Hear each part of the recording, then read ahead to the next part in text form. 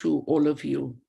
I want to just take this opportunity to welcome our two new members, Dr. Ntwane. If you can just open your camera and greet the committee. Good morning, everyone. Good morning. And thank you, Chair. It's a pleasure being part of the Portfolio Committee of Trade and Industry. And competition, very important. Okay, Mr. Monakedi is not on the platform yet. No, Chair, I don't see him on the platform yet, Chair. Okay. Yeah, you can just let me know when he arrives. No problem, can I check whether there are any apologies? Chair, we have an apology from Mr. Cuthbert, who is attending to party business. He's not able to attend this morning, Chair. Okay, thank you. Can we have a mover and a seconder for the adoption of the agenda?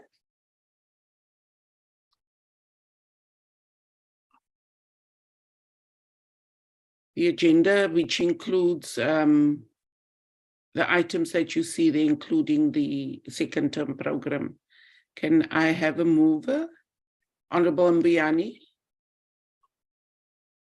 Chair, thank you very much for the opportunity. I propose that we adopt the agenda as they are reflected. Thank you. Thank you very much. Can I have a seconder so that we can proceed with our business for today? My hands is up, Chair. Oh, I can't see you, but Malamacha. Honorable Malamacha. Thank you. I stand to second Comrade Mboyan. Thank you. Thank you very much. Our agenda for today is duly adopted. So the purpose of our meeting here today is to receive a briefing Recording from the in progress on the DTIC's strategic and annual performance plan for the 2023-24 financial year. Additionally, we will also consider our second quarter program of the PC today.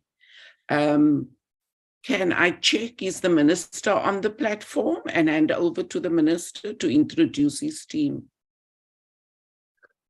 Good morning, Chairperson, and can I greet all members of the committee and the members of staff for the Portfolio Committee, as well as the officials from the DTIC, and may I also particularly welcome and look forward to working with the two new members of the committee. I see Dr. Ntwane is on the platform, and also to Mr.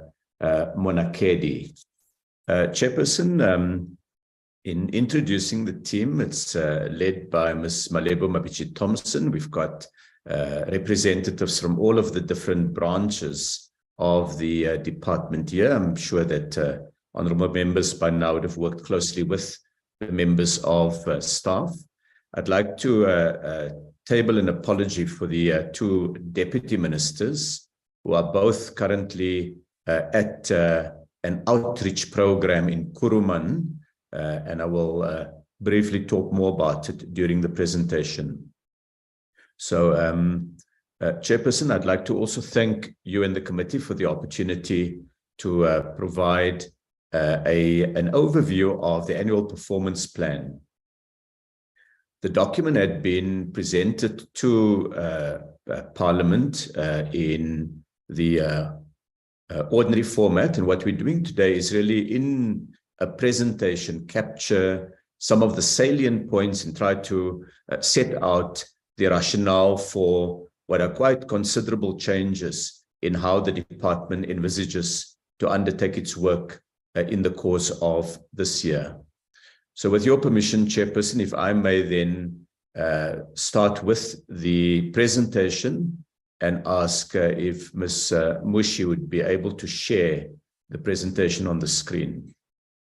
Thank you very much for the opportunity then. So, Chairperson, what we want to do in today's presentation is distill a very detailed document, which comes to more than 330 pages into just over 30 slides that will seek to do 10 things: to provide a context to why, what is the APP responding to look at the reimagined industrial policy and strategy that underpins the annual performance plan, briefly to recall the role of the APP and its evolution during this administration, focus then on the core outputs in the annual performance plan. It's a new concept we put forward. Then take the committee briefly through all the outputs, look at implementation and the modalities of implementation, consider two cross-cutting matters that will focus the work of the department, namely gender and spatial aspects, consider how this APP affects the DTIC group more broadly, reflect briefly on some of the risks, the assumptions, and the partnerships that are necessary to fully realize the outputs in the annual performance plan, and then provide the committee with a brief overview of the budget, the financial resources that are available in part for implementing this plan.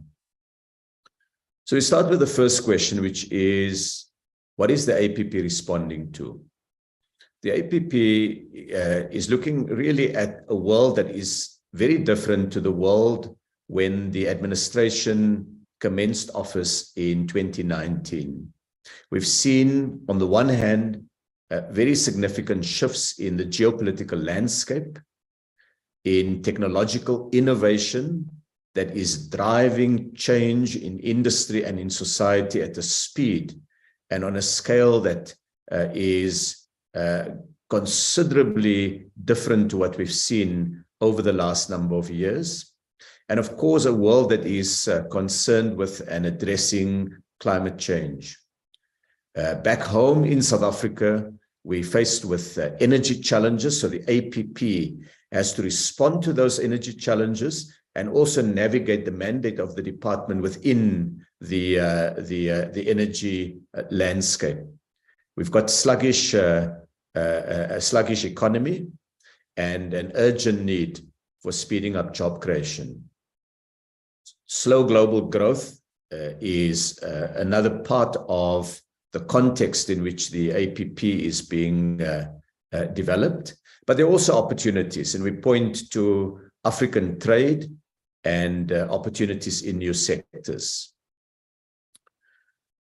The second area that we want to look at is the platform for the APP. It's an industrial policy with an accompanying strategy. And we start by saying that a South African industrial strategy has to promote industrialization with higher levels of growth and investment, and overcome the core socioeconomic challenges of deep levels of inequality and joblessness. And to do so will require disruptive and far-reaching structural changes in long-standing economic patterns. At the same time, the changes brought about by the pandemic, slower international trade growth, and heightened tensions in major economies or among major economies is profoundly changing the context for industrial policy. In the next slide, we look then at what we mean by industrial policy. An industrial policy, typically the standard definition is that it represents all those efforts by the state to shape sectoral allocation in an economy and promote structural transformation. And it does so by targeting specific industries or firms or activities.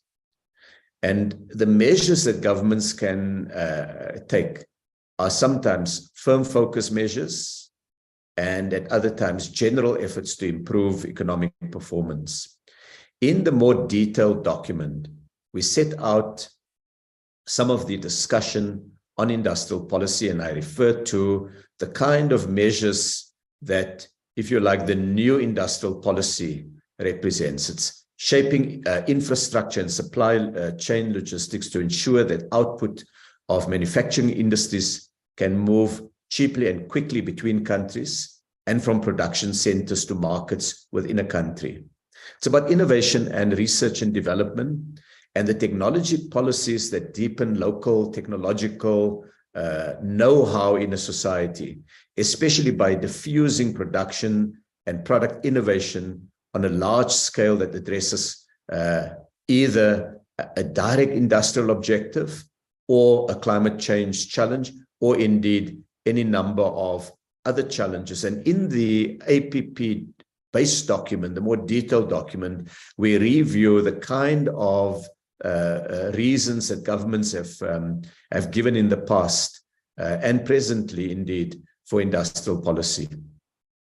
But it also includes looking at skill formation, the quality of education, and productivity policies.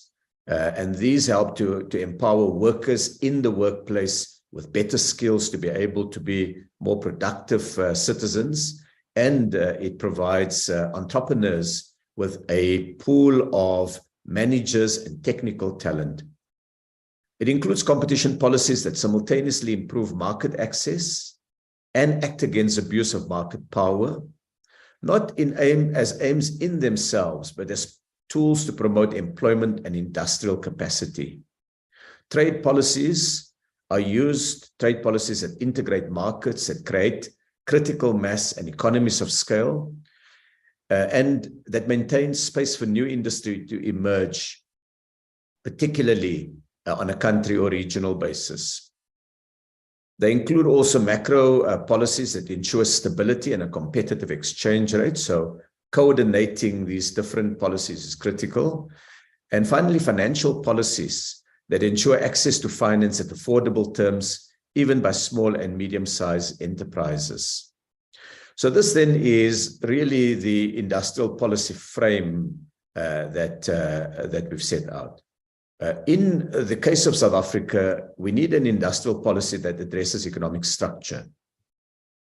There's been a range of research done that have pointed to the constraining effects of economic structure on growth and its negative distributional effects. What economists call distributional effects is how the output of economic activity or economic growth gets distributed between shareholders, workers, communities, service providers, and others. And by structure, we refer to a number of areas, and we've lifted out here 7 of the more significant ones. The first one is the unusually large income and wealth disparities by international standards. The second one is the high level of joblessness. The third one is low savings and high consumption levels. That's a particular feature that constrains growth. The fourth one is high levels of economic concentration in product markets with a weak small and medium business sector. The fifth one is a trade structure that relies on significant export of raw materials and import of capital and consumer goods. The sixth one is a high carbon intensive economy. And the final one is over-reliance on a few geographic areas for the country's total economic output, which puts strain on infrastructure, social infrastructure in particular, and limits the ability of people to find, young persons to find opportunities for jobs or industry or entrepreneurial activities in areas that they were born, where they're schooled, and where they lived. And that then puts greater pressure on urbanization. The next slide continues with the industrial policy focus by looking at some of the key aspects of a changing industrial policy, changes that have been affected by both domestic needs and international shocks, which Box A looks at, the COVID-19 pandemic and supply chain disruptions, the fluctuations in export markets, the growing geopolitical tensions I referred to earlier, and the persistent and deepening challenges facing the national electricity grid. In box B, we look at the reimagined industrial strategy, which is aimed at strategic value chains, including promoting localization through sector master plans, ensuring that more South Africans benefit directly from the industrialization process through jobs and through broad-based ownership of businesses, and by promoting the legal and other modalities required to increase trade within the African continent, particularly through the African Continental Free Trade Area. Box C looks at the reimagined industrial strategies, history, what it draws on, and it draws on a range of policy frameworks, the National Development Plan, the New Growth Path, Industrial Policy Action Plans, were all forerunners of work within government. Much of that was captured in the Economic Reconstruction and Recovery Plan. And what the strategy does, it looks at how to implement a number of this. Box D looks at 3 DTIC policy statements that were issued in May last year that provide more detail. The one on localization for jobs and growth. The second one is trade policy for industrial development and employment. And the third one is competition policy for jobs and industrial development. In the next slide, we look at the aims of industrial policy. Last year, the DTIC introduced 3 apex outcomes to consolidate the efforts of all the programs of the department and the entities of the DTIC group. These apex outcomes are industrialization to promote jobs and rising incomes, transformation to build an inclusive economy, and a capable state to ensure improved impact of public policies. And members will recall that we spent quite a bit of time last year, both taking the committee through a more detailed presentation on what each of these outcomes mean and what we seek to achieve with them. And in each of the quarterly reports to the portfolio committee, we reported on our progress on these 3. And they were introduced in order to focus the work of the DTIC group, to improve coordination within the group, to align resources to priority areas, and to increase implementation efficiencies. So these then are the 3 key outcomes that we measure our work to see, do they contribute to industrialization, to transformation, and to a capable state. Now, in order to ensure that these outcomes are achieved, we've summarized 6 underlying pillars. These pillars have been set out in budget vote speeches from 2021 onwards, indeed from 2019. And in 2021, we spelled them out in a little bit more detail. And we've identified them in this annual performance plan and made them more explicit. And so the 6 underlying pillars that reflect the core aims of our reimagined industrial strategy are: number 1, to combine growth with transformation. Number 2, to boost local production, which is really the South African industrialization strategy. 3rd, to grow exports and expand African trade. 4th, to increase investment. 5th, to establish a more reliable and low-cost energy system while greening the economy overall. And 6th, to grow employment.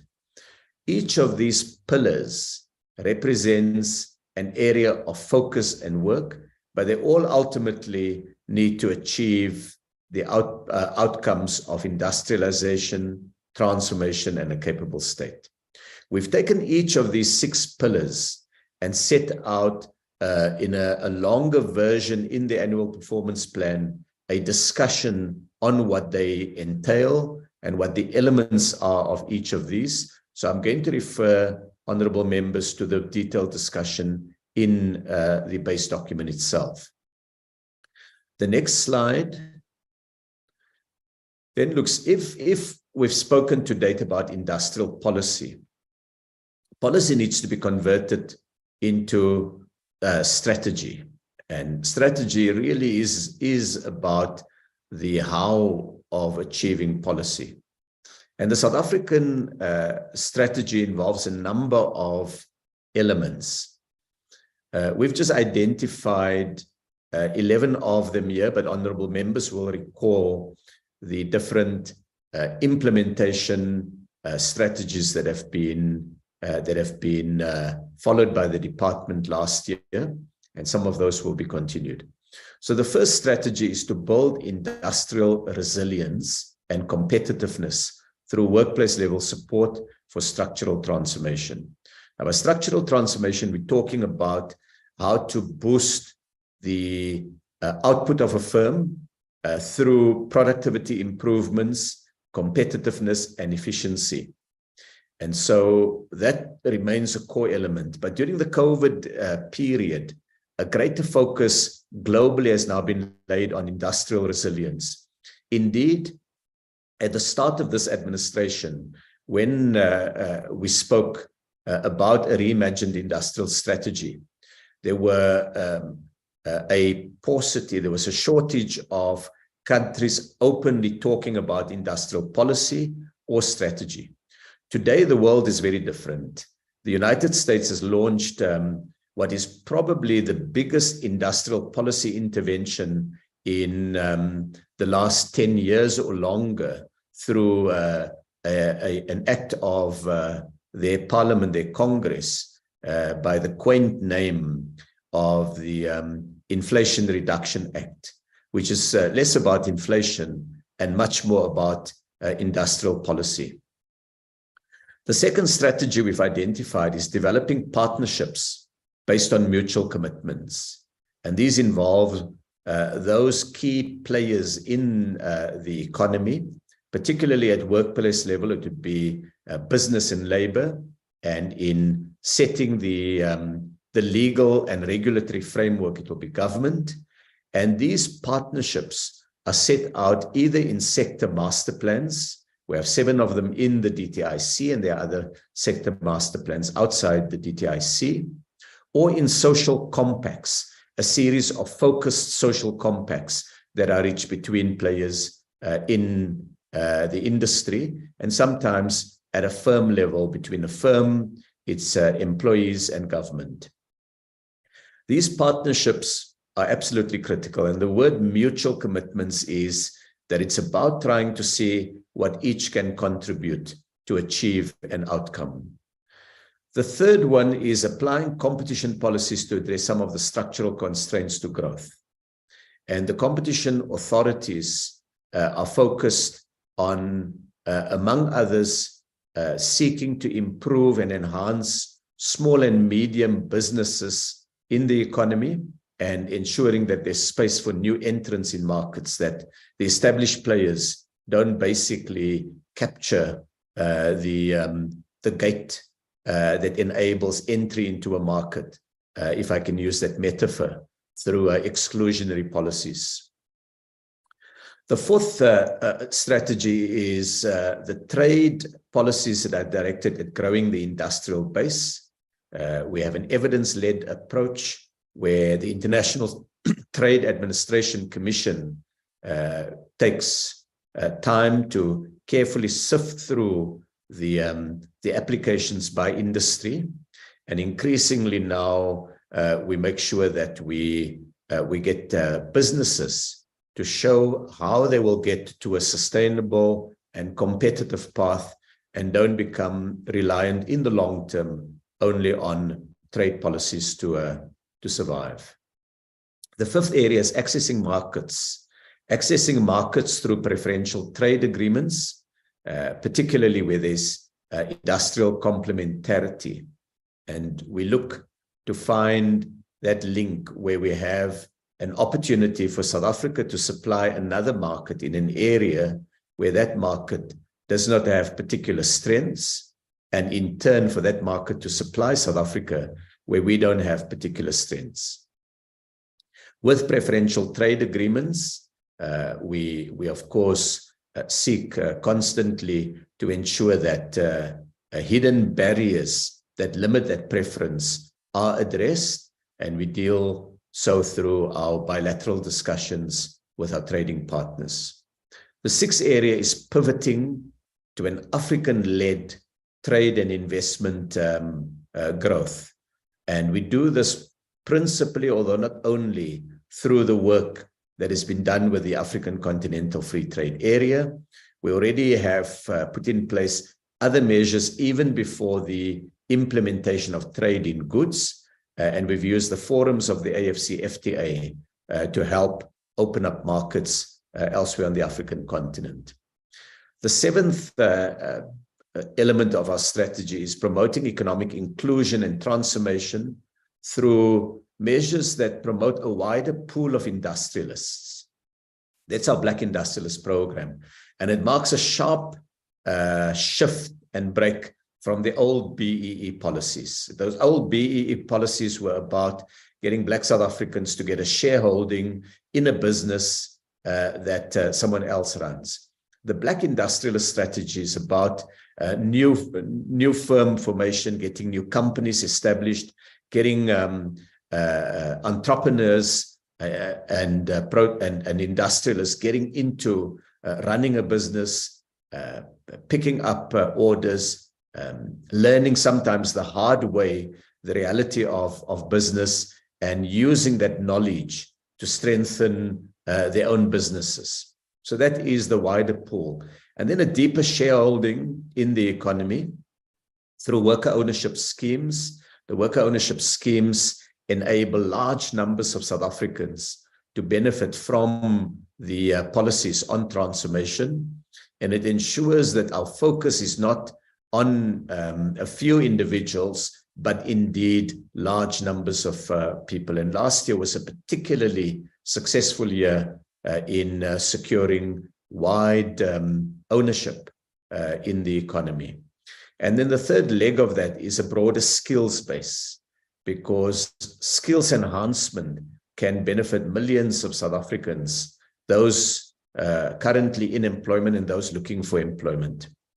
The eighth intervention in the reimagined industrial strategy, or if you like, the strategic element, is promoting greater levels of innovation and technological development. And we do so by linking research with commercialization strategies. South Africa has seen quite important developments in this regard linked to COVID-19. Not only were we able, through the technologically advanced plant that Aspen had to get the J&J vaccine, but we were subsequently also able to get the Pfizer vaccine. And through Afrigen, which is a company that is supported by the IDC, we've now, they have developed a South African designed vaccine for COVID-19 that uses the mRNA technology. And that is now undergoing human trial. The ninth element of the strategy is greater levels of local procurement by the state, but also by major firms. And we've seen a number of large companies, retailers, and industrial procurers supporting supplier development initiatives. Much of this has been secured through partnerships with big corporations. They include Coca-Cola and PepsiCo, and now latterly Heineken. But they're also by initiatives that retailers have done through the master plans. And I point here to the work that has been done by the Fushini Group and others in clothing and textiles. And of course, what the state does through its own procurement. The 10th area is identifying and backing new sources of growth. And there's opportunities in the digital economy, in green industrialization, as two examples of it, but also in the medical devices area. And we do so while retaining employment in traditional sectors. For an economy that is close to full employment, the creative destruction of markets enable an economy to shed jobs in one area and create jobs in another area. But in a society with such extraordinary levels of unemployment as South Africa has, our industrial policy has to tackle both. How to take your established sectors and strengthen them and give them the ability to maintain output and employment, and at the same time find new opportunities. So for the DTIC over the last number of years, one big source of new jobs has been through global business services, which includes the call centers that have been set up in many places in the Western Cape, KZN, and Gauteng. But it's also about the sectors like the clothing industry that continues to be an important employer of labor. And then the 11th element of strategy is that strategy has to be flexible enough to respond to contemporary pressures. At the start of this administration, the challenges of energy and logistics were smaller, and so they had less airtime in our own conversations in the DTIC and in the rollout of our industrial strategy. As the scale of the challenges grew, they now take a bigger part of the effort of the DTIC. Can we go to the next slide then? This recalls what we have covered now consistently over the last few years in work on the annual performance plan, and that is that a South African reimagined industrial strategy seeks to deepen the domestic market. In other words, to ensure that we grow the number of jobs so that people have income with which to buy goods and services, that we increase productivity, because that then enables more firms to grow and to thrive, and that we undertake measures to improve equity and income distribution. What that does is the South African market has 60 million people, and all 60 million consume, from young children to the elderly. We consume. But when you have a low level of employment, the number of persons with the wherewithal, the income to be significant consumers is limited. And so the focus on growing employment is about deepening the size of the South African market. You can have two countries, both with 60 million people. One could have a very, very large market. The other one could have a very small market or a very shallow market. And that is a function of the income potential of citizens and residents in such a country.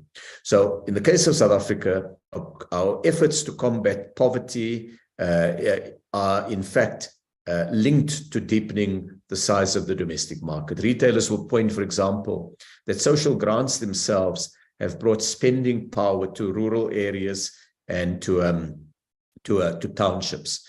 But what we seek to do by growing jobs as the key driver of growing the size of the South African market, we ensure that it's placed on a sustainable footing. The second one is to widen the market beyond the 60 million South Africans. And that market for South African goods and services is then done through getting into export markets, so that we seek to produce to the 1.2 billion people on the African continent, to the hundreds of millions of consumers in countries and regions with whom we have preferential trade agreements, and indeed also to markets across the world, particularly rapidly growing economies. Now that's the demand side. That's to grow the size of demand for our products. But they can only be realized if you also have supply side measures in place to improve the competitiveness, to build the resilience, and to strengthen the agility and innovation at firm level. And if you take this together, the demand measures and the supply measures, that provides the basis for growing the economy. And that's what the industrial strategy, the reimagined industrial strategy, seeks to achieve. The next slide goes to our third area in the presentation, and it looks at the role of an APP and the evolution of the annual performance plan. An APP sets out the activities, the outputs, and the outcomes that an entity like the DTIC wants to achieve. And it identifies the resources that are available and the timeframes within which targets are to be met. Honorable members will recall those members of the committee that have been in the portfolio committee since the start of the administration, that the department began a process of refocusing our work on collaborative and shared objectives, and it required the evolution of the annual performance plan. From the time that the president did the inaugural SONA in June 2019, the annual performance plan of the DTIC has gone through a series of developments, each building on the previous one. So step by step, it has improved to what we hope we would be able to achieve this year. In 2019-20, which was the first year of the new administration, we had two separate annual performance plans, one for the Department of Trade and Industry, the old DTI, and another one for the Economic Development Department, the old EDD. And so we undertook the transition to a new combined department using these two separate annual performance plans that had already been developed in the old administration and was really just updated to take into account new developments. We brought the staff together, we combined the mandates of the two departments, and we merged the resources into a single financial framework. That was in year one of the administration. In year two, in 2020, 2021, we had our first combined annual performance plan of the new department, which was renamed the DTIC. And what it did was it mainstreamed the strategic direction set out in the President's inaugural State of the Nation address, namely the reimagined industrial strategy.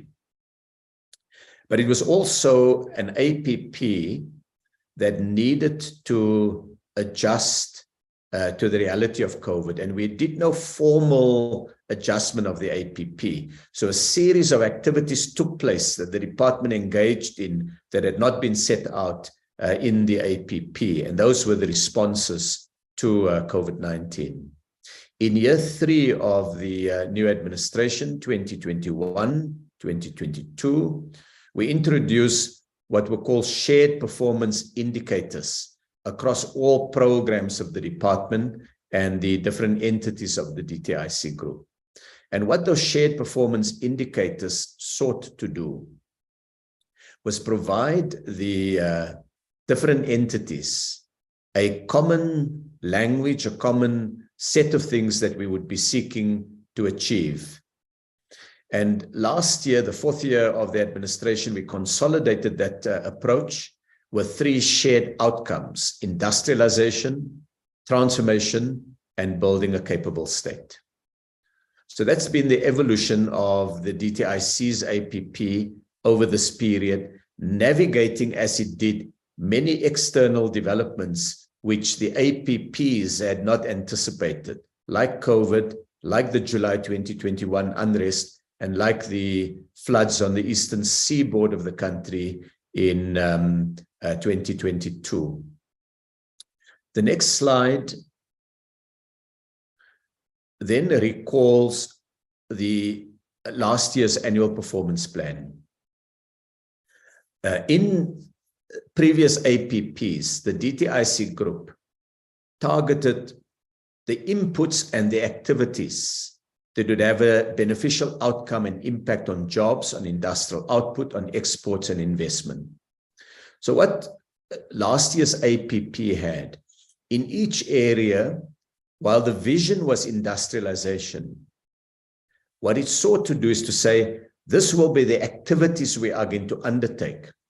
And if we are successful with these activities, we should have an impact on industrialization. And it took it through each of those areas, transformation to build an inclusive economy and a capable state to address the needs of citizens. And it did it that way because many external factors that drive these outcomes, a measurable outcome on industrialization or on transformation or a capable state, were outside the control or the influence of the DTIC group. And so the output was often in the form of reports. And I recall that the committee had, some members of the committee had expressed the desire that we find a different metric, a different way of measuring the outputs of the department, not only through reports that indicate the work that had been done. Now, we raised that over the last few years with officials in the department, and they made a valid point. They've said there are external factors, for example, global economic performance. If you have a global recession, if you have a decision by the Federal Reserve in the United States, which impacts on demand for local products, you would not be able to achieve a quantitative outcome that you've set yourself, because a lever of power or influence outside of the department would have changed the landscape. Or they pointed to geopolitical developments, the impact of wars and conflicts, shock events. You can have a banking crisis, as we've had initially it started as a banking crisis in 2008, and all bets were off on annual performance plans of every public entity responsible for growth everywhere in the world. Every government had to basically go back to the drawing board. Or you could have catastrophic climate change events like floods or droughts, or you could have domestic factors that are external to the department, like energy availability, transport logistics, crime, or confidence perceptions. So that's been historically the concern that public officials have had. And when reviewing it, it was clear that these concerns were valid.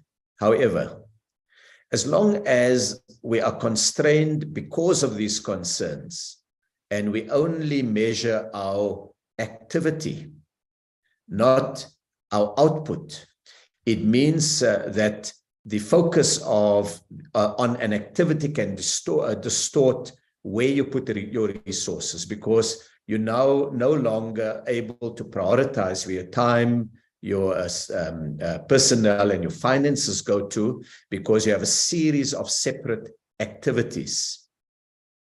And often these are then locked into what had been done in the past. Because we've done something for 5 years or 10 years, we continue doing it. It's generally a good thing. It may not respond as sharply to the current needs, but because we've always done it, the tendency in any government is to continue to do what has been done. So that's one of the problems with that approach. Now, of course, you can mitigate that through active management, as we were able to show in the quarterly reports that were given to Parliament, that we had, in fact, begun to shift the resources of the department to more meaningful activities and outputs. But it remains a challenge, because in the planning, the public officials are, of course, seeking to implement what is in the annual performance plan. The second one is, the problem with that is it can lead itself to internal lobbying for resources. My activity, I've got a workshop, you have a workshop. resources are limited. Please give that resources to me, or let's split it between the two. Whereas an output-driven approach that looks at what we're seeking to achieve can say, well, this workshop is more important than that one. This workshop will give us more jobs, will give us better export performance. And so that brings the discipline in resource allocation. The other challenge with this is we begin to take key performance indicators that makes it easier for the Auditor General to audit whether we've achieved our KPI and whether we're complying with the KPI. So you can have a lot of green ticks without necessarily making a significant impact. So in addition to this, it also limits accountability on the impact in how we use public resources. So to address these concerns, on the one hand, the department with so many external factors has a legitimate concern. On the other hand, as the executive authority, where my responsibility is to ensure that we deploy the resources that Parliament votes for in a way that can have a better impact in the economy, we needed to have a new APP. And in this financial year, we've built on the progress, the evolution in the APP since 2019, with a significant new aspect, a new element, which is meaningful outputs, explicit outputs that more closely track the three outcomes that we introduced last year. And that becomes the measure of success of the DTIC work. The next slide then takes us to what we're seeking to achieve with the new APP. And this slide here, this first slide, deals with the core outputs and targets. We've identified 10 core targets. They represent the real impact we aim to achieve in the economy, and they measure crucial indicators like local output, job creation, and the performance of Black industrialists. So while all of our targets are important, these core targets are the top priorities for the department, and the different programs of the DTIC are expected to contribute to the achievement of these essential outputs. And I'm going to take the committee briefly through them.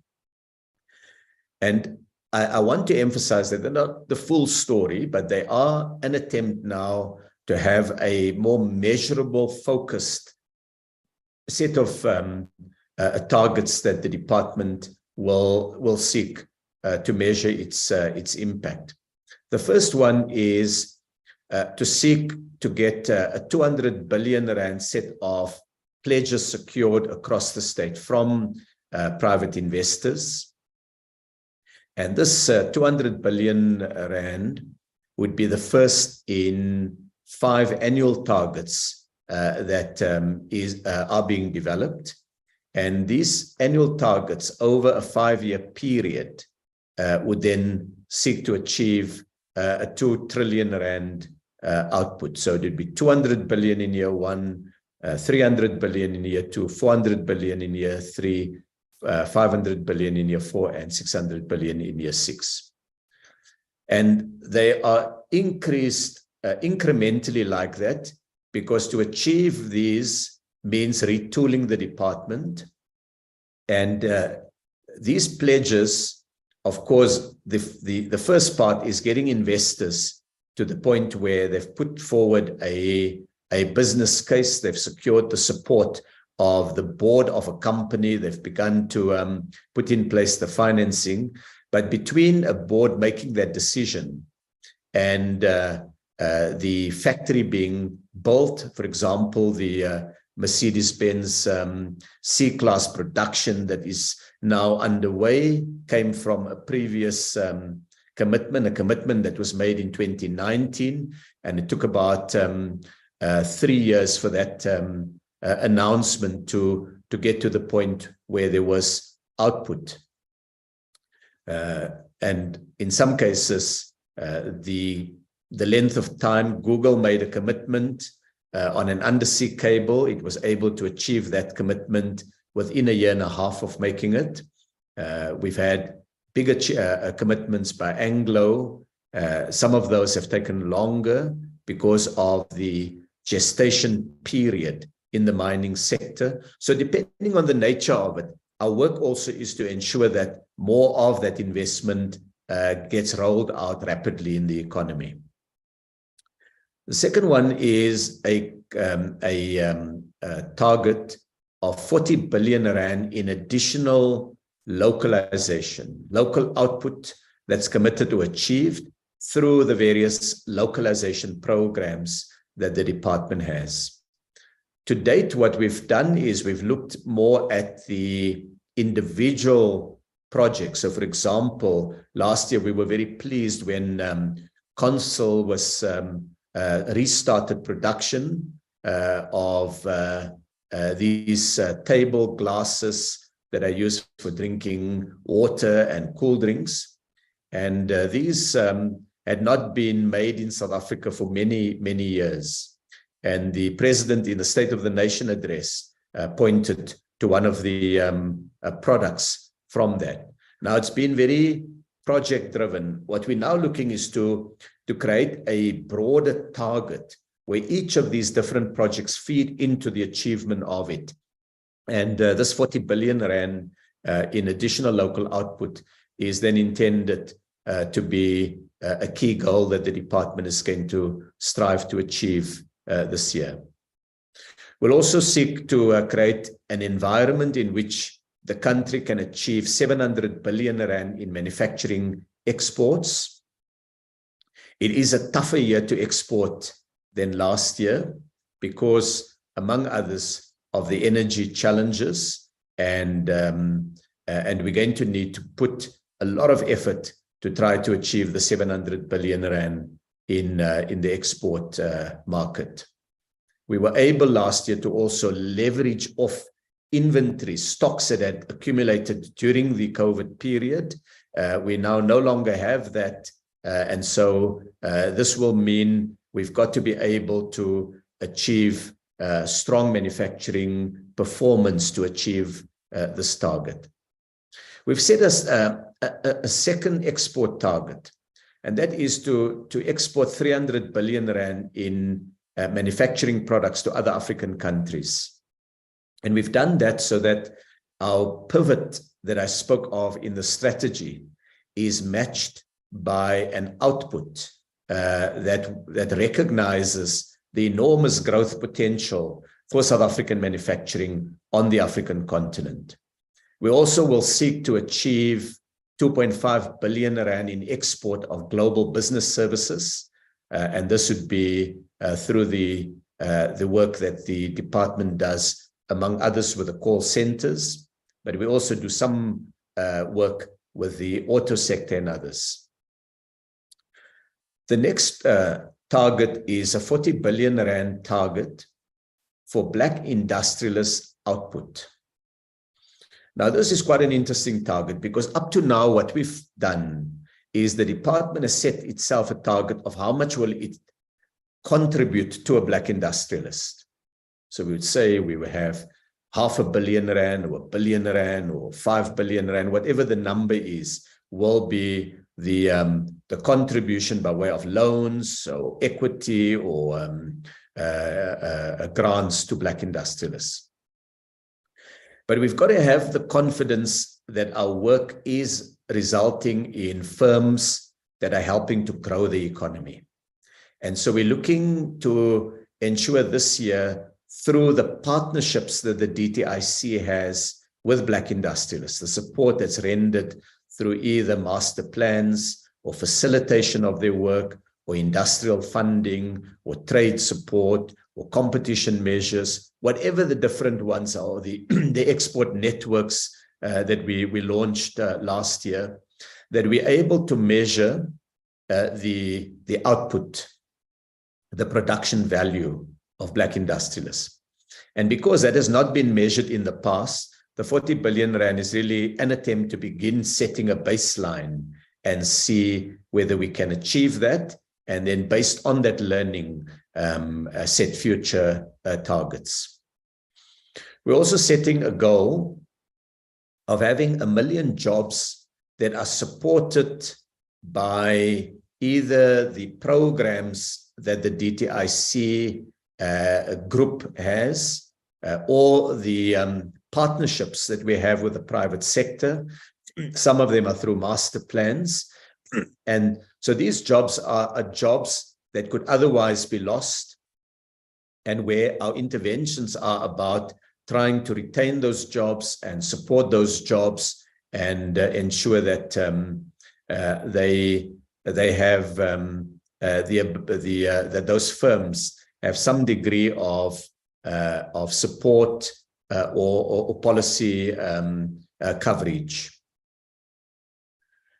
But of course, given the size of the employment challenge, we also look at 100,000 jobs that need to be created, 50,000 in the Social Employment Fund and 50,000 full-time jobs. This is the first time that the department is aiming at a jobs number. In previous years, the department has looked at all other metrics that will help a firm to increase the number of jobs, but it has shied away from directly targeting employment. So this is a fundamental shift for public officials to be able to measure not how much money we give a company, which has been the traditional measure of the DTIC, but in fact, what is the jobs impact? Are our programs only protecting jobs of people who are currently employed, or are we actively increasing the size of the employment in South Africa? Similar to measuring Black industrialist output, we also want to measure the jobs in the Black industrialist firms that are covered by the broad ecosystem of the DTIC group. And so we've set a target there of 23,000. And then to broaden transformation in the economy, we're also looking now at securing additional arrangements for workers to have shares in the companies that they work for. And we've set the target of achieving additional coverage for 20,000 more workers by the end of the financial year. Now, each of these these 10 core targets are significant in that, with the exception of the investment target, where in the past we had an investment target for the Invest South Africa and for the IDC, but we didn't have a globular investment target that covers the entire DTIC group. With the exception of that, all the other measures are new measures. They have not been measured previously as a target, and the department is now needing to completely shift and change how it's working to embrace this new approach. Have we got all of the numbers perfectly right? Well, this year, when we're piloting this new approach, will show us, have we set too ambitious a goal in seeking to secure 20,000 additional workers with shares in their companies, when the opportunity to do so largely come from competition matters, where we don't know what the bids are that will be on the table in a given year. Is it realistic to have a 40 billion rand output for Black industrialists? Should it be more? Should it be less? All of those will come from engaging in the markets. We've done as much work as we can on these to try to work out a basis to it. But because there isn't a history of doing this, in a number of cases, it is piloting a different approach and learning by doing. So this is the core slide. The slide number 14 says what it really tries to say in in the table there, is that these 10 core outputs are part of 45 outputs. So the department for the year as a whole don't only have these 10 outputs. We've given it 45 outputs. Sometimes they're called targets, and they've been clustered for purposes of explanation to the department staff and the portfolio committee and society more broadly. We've clustered them into 12 functional areas. They cover investment, industrial production, exports, industrial support, transformation, jobs, energy, green economy, stakeholder engagement and impact, crime, red tape and state capability, and improving the capacity and responsiveness of the state and social partnerships. So I will briefly run through in less detail than I've done with the core outputs, really because it is set out in the 300-page document, but also because the core targets really frame the work of the department. So on slide 15, we make the point that the tables that we've got, and they come in a few slides, will indicate the functional focus of the outputs, and the numbering we've used. Honorable members will see on the left-hand side, output 1, output 23. They're the numbers to be found in the APP document itself. And the pillar numbering refers to the section dealing with industrial policy, and the outcome 1 refers to industrialization, 2 to transformation, and 3 to a capable state. And while we've divided it into separate pillars and outcomes, they are not completely separable. Even where you have an output that's intended to cover one outcome, you can have a positive spillover effect on other outcomes. And so I've taken the 12 areas that I've spoken of, and I want to just rapidly take the committee through it. So on investment, to illustrate what the approach. Our core output is the 200 billion rand in investment pledges that are secured across the state. But that's complemented with 2 other outputs. Output 23 says we must have at least 100 facilitation efforts to support investors to unblock obstacles to getting the commitment or the pledge off the ground. So if it is that a company's board has decided to do something, but it's stuck with a water use license that it's not able to achieve, or an environmental impact assessment that is moving very slowly, or visas for technical staff that are required to ensure that we able to drive our investment, then the department must step in. Invest SA as the team then will have more resources allocated to it this year, and its job then is to help those firms to overcome those problems so that, in fact, we make it easier for them to achieve the goals that they've set.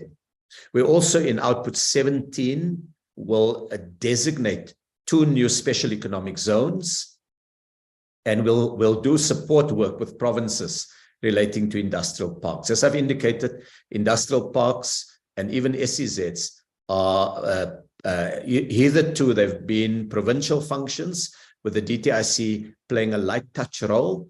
We now are changing that approach. It's worked really very well with the Tshwane SEZ, and the 2 new SEZs are intended to also be ones where the DTIC plays a more active role in ensuring that we have capable staff running those SEZs, and that we are driven with a clock running to get the factories built and all the investors attracted. So that's on investments. The next slide covers 2 areas, industrial production and export. So first on industrial production, we've really just summarized output 2 and output 11, the 40 billion in local output that we're seeking to achieve. and the 40 billion in black industrialist output. On exports, it's the 700 billion in global manufacturing exports, 300 billion in African exports, the 2.5 billion in global business service exports. And we also then complement that with implementation of the AFC FTA and 10 high impact trade interventions that should be completed, and 4 protocols finalized under the AFC FTA.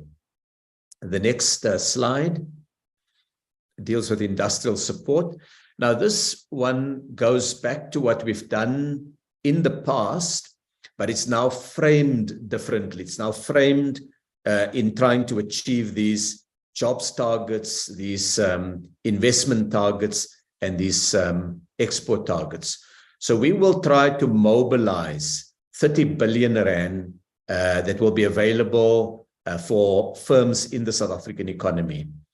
This will be done across the DTIC group. Honorable members may be puzzled that the budget of the department is considerably below 30 billion rand.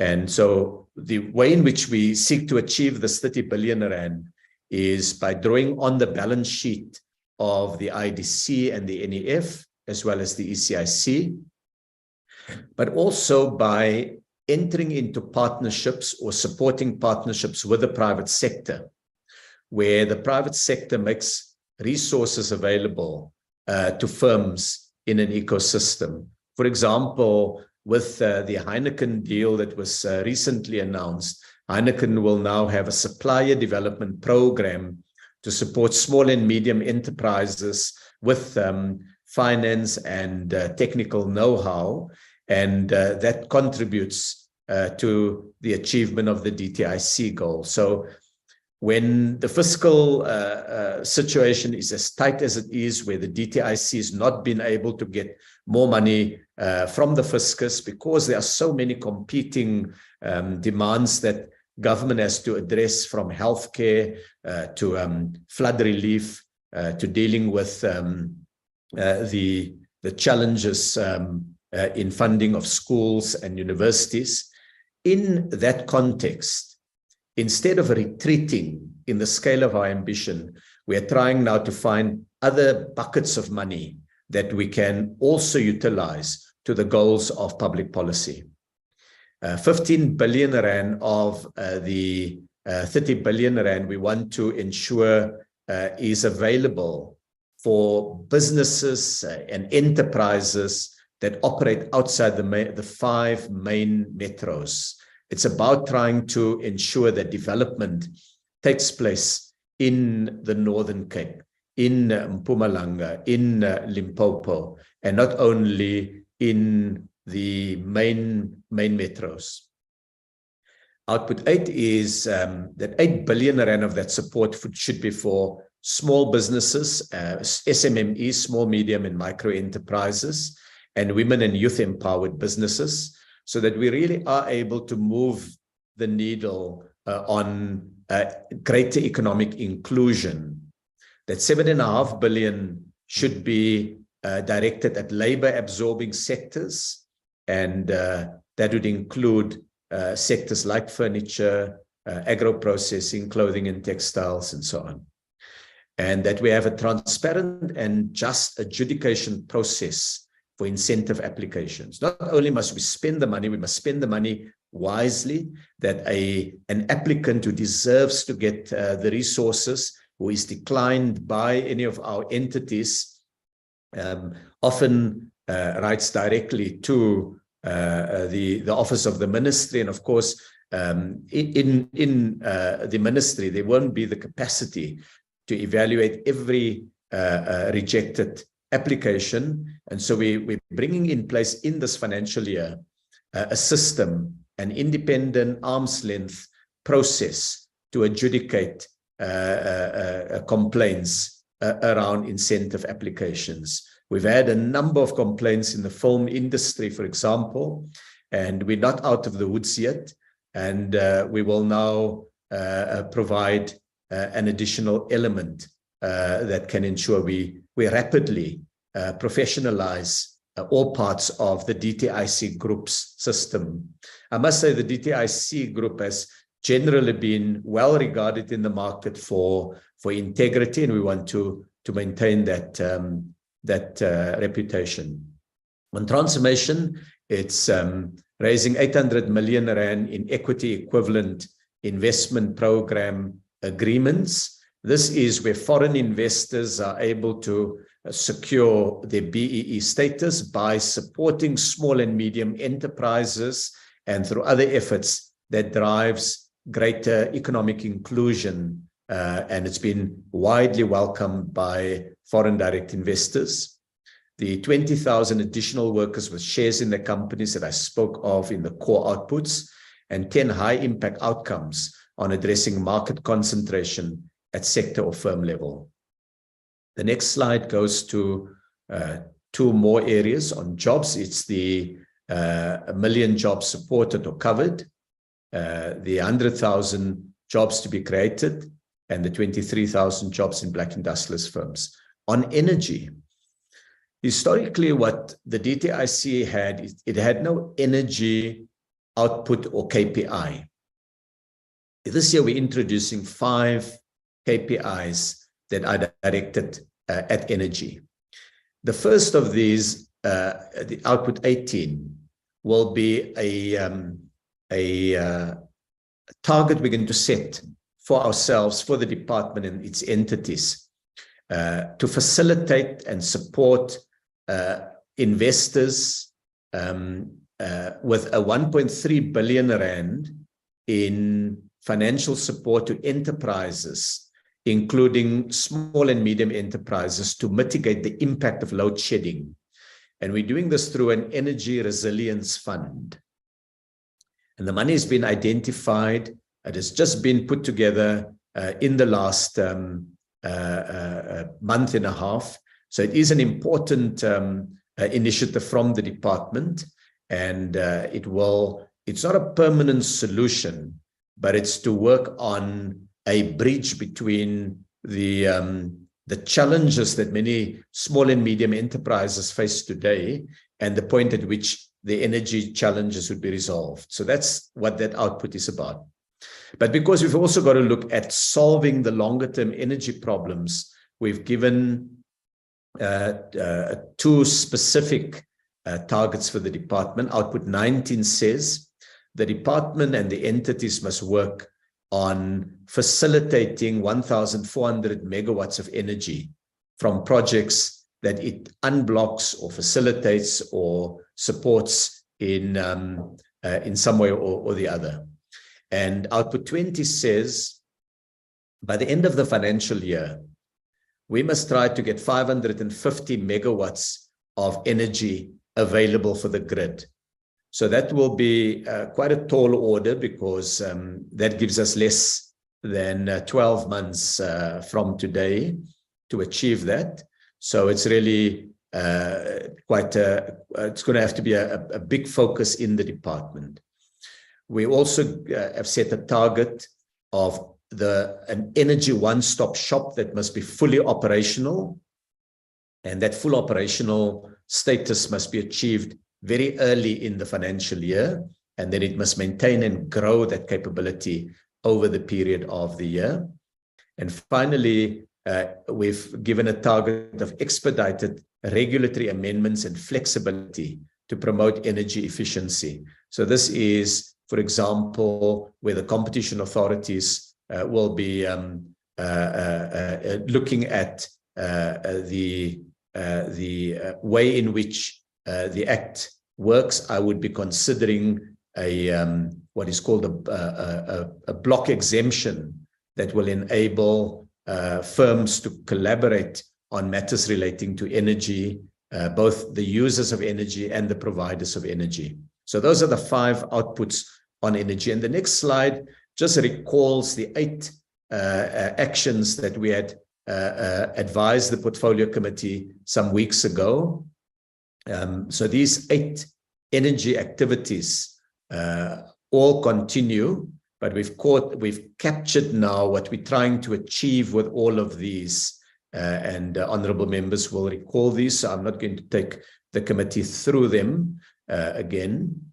The next slide looks at green economy targets and stakeholder engagement. On green economy, it's to have a strategy and an advocacy finalized responding to green trade barriers. We've seen, for example, quite a bit of discussion in the European Union about a carbon border adjustment mechanism, and South Africa is beginning to put together its response to that. We will have one electric vehicle strategy finalized. We've done considerable work on this.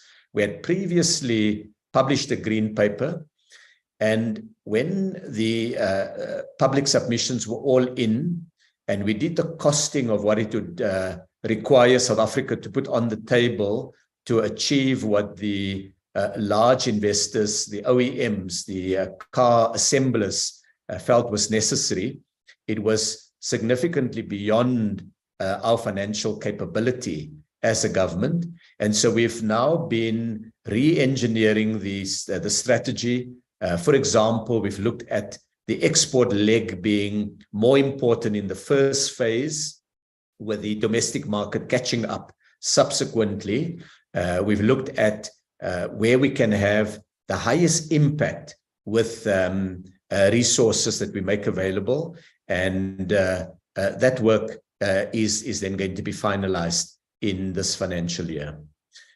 By 2035, the European Union has indicated it will be putting in place its restrictions on internal combustion engines. But interestingly, as recently as a few weeks ago, the EU made another shift to their electric vehicle strategy. So we're taking all of that into account in finalizing the South African strategy. And then the final target or output in the green economy area is a finalization of a green hydrogen commercialization framework. On stakeholder engagement and impact, we are targeting 10 large business forums that are hosted and that will seek to support increased foreign direct investment and exports and outward investments, so both incoming and outward investments. So we often do these business forums connected to a state visit, but we want to now have a target of 10, even where there are no state visits, but there are opportunities. We will do so. I want to give an example. Yesterday, we hosted the president of Namibia. President Ramaphosa had invited the president of Namibia on a state visit, President Gango, and we agreed at the meeting to have a business forum in Namibia towards the second half of this year. Output 32 is a target that we want 1,000 case studies of the impact of the work of the DTIC group on firms, on workers, on entrepreneurs, professionals, or communities. And we do so because very often the department historically has reported by saying, we've spent so much, we've spent 2 billion rand on this program, and it covers 25 firms. But what the impact is, how it is changing the lives of South Africans, has not always been highlighted.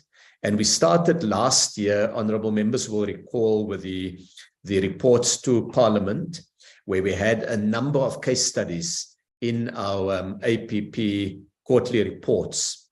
So now this year, we're scaling up very significantly how many of those case studies we want to do, so that we're able to identify the impact we're making, but also to connect DTIC officials responsible for programs and entity persons responsible for programs to understand the human stories, both where we're succeeding and also where there are gaps that we need to address.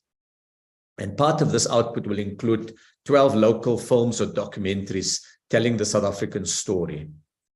Output 33 is about community outreach programs. This is where the DTIC brings its various entities together and go into a rural area or go into an urban area and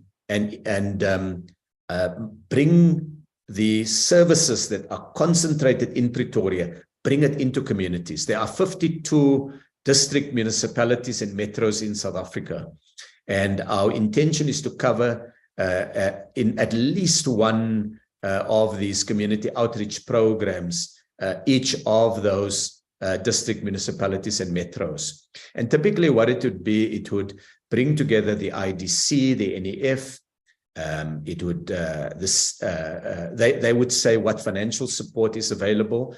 We'll also invite entities that come from the Small Business Development Department through working with Minister Ndabeni Abrahams to bring SIFA and CEDA into that. We'll work with Minister Gorongwana to bring SARS so that small businesses who want to register for tax can do so. We'll invite the CIPC so that they're able to not only explain how to register a company, but I'm hoping we can get them to come with their laptops and we can register companies of young South Africans who have not known how to do so. And Deputy Minister Gina and Deputy Minister Majola are in fact in the first of those ones that we're having in the Northern Cape, in Kuruman, and it's going to be rolled out so that we connect our entities much more with the needs of local communities. Then we will host 5 conferences, summits, and international forums. A few days ago, the AFC-FTA Business Forum was held in Cape Town, and it brought together about 50 countries with businesses, government officials, service providers, and others. And the DTIC co-hosted that with the Secretariat of the AFC-FTA. So that's an example of the kind of forums that we want to host. And we'll do 10 actions on price monitoring and dealing with excessive pricing or price gouging that consumers face. So these are about ensuring that we engage with stakeholders much more actively, that the department becomes more, if you like, user-friendly, community-friendly, and that we look at communicating the services more widely. The next slide. Yes, this is the right slide. Addresses crime and corruption and red tape and state capability. So output 24 deals with grey listing, and we want to publish the Know Your Shareholder regulations and follow-ups that's required. This is part of dealing with the fact that South Africa has been grey listed, there's been a number of reasons for it. They mainly relate to implementation, but there are also some gaps where people who are corrupt are able to hide their money by buying shares in companies and not disclosing the beneficial ownership, who is the real owner of that company. And when you have arrangements like that, it could be front companies that could tender for government contracts and seek to improperly, where individuals improperly seek to influence it. So as an act against crime, this Know Your Shareholder, where who the real owner of the shares are, has to be known in a shareholder register. We also will do the metal trading system to identify stolen public infrastructure that enter the scrap metal value chain. And this would be to ensure that legitimate production continues and that we take firm action against the growing and very, very large problem of scrap metal and copper cable theft. The next one is red tape and state capability. And here we want to look at least 4 measures to improve the efficiency of DTIC program or interventions, or the effectiveness of it. The efficiency would be a measure of the time it takes and the resources we deploy. Effectiveness would relate to the impact it has in the intended target market. We also will look at 10 measures to reduce red tape or improve turnaround times in the administration of incentives and the work of agencies. And 6, either impact assessments or enhancements of trade instruments or measures so that we can get a stronger impact of trade. For example, here we're trying now to this year, we want to be able to look at the spatial impact of a trade measure. If we are going to do a tariff on a product, which parts of the country benefits from it, what kind of firms benefit from it. So just more visibility, more transparency in what we're achieving. We go to the next slide. This then deals with state capability and responsiveness, and it has 5 targets. They're set out on slide 22. We would like to have 4 pieces of priority legislation that are amended, tabled, or submitted, either to the executive authority or to cabinet or to parliament. 7 master plans that are managed and 1 new master plan to be finalized. Oversight of our DFIs, our development finance institutions, to ensure that we achieve at least 95% of our planned KPIs, and all of our most significant KPIs should be achieved. And oversight of the other entities to ensure they also achieve their planned KPIs. And then 50 mergers and acquisitions where public interest conditions have been incorporated. The next slide. This really just sums up, of the 45 outputs, some of them are core targets. I've covered that quite significantly earlier. But in the APP document, we also explain what we mean by a programmatic target, an enabling target, and a contextual response target. So not all of the targets are the same. Some of them enable us to achieve other targets. Some of them are responding to short-term needs in the economy. There's an interesting discussion in the detailed document on these 4 classifications. Next slide. In the new approach, implementation is going to be key, because while we've set ourselves a different way of measuring our work, that doesn't mean that we will achieve it if we don't have an implementation strategy. So the new approach plans for results and impact and not for audit outcomes. What we mean by that is, up to now, the department has tried to say, how can we frame a KPI so that the Auditor General can easily look at it and we can easily report on it. We've now said, let's go into the uncomfortable terrain of planning so that our results are better rather than our audit outcomes are better. It sets out the sensitivities, the codependencies of the external factors that may affect the output. It's ambitious, and it will therefore require a break in how the DTIC works. If we work in the old ways, we can only expect the old outcomes.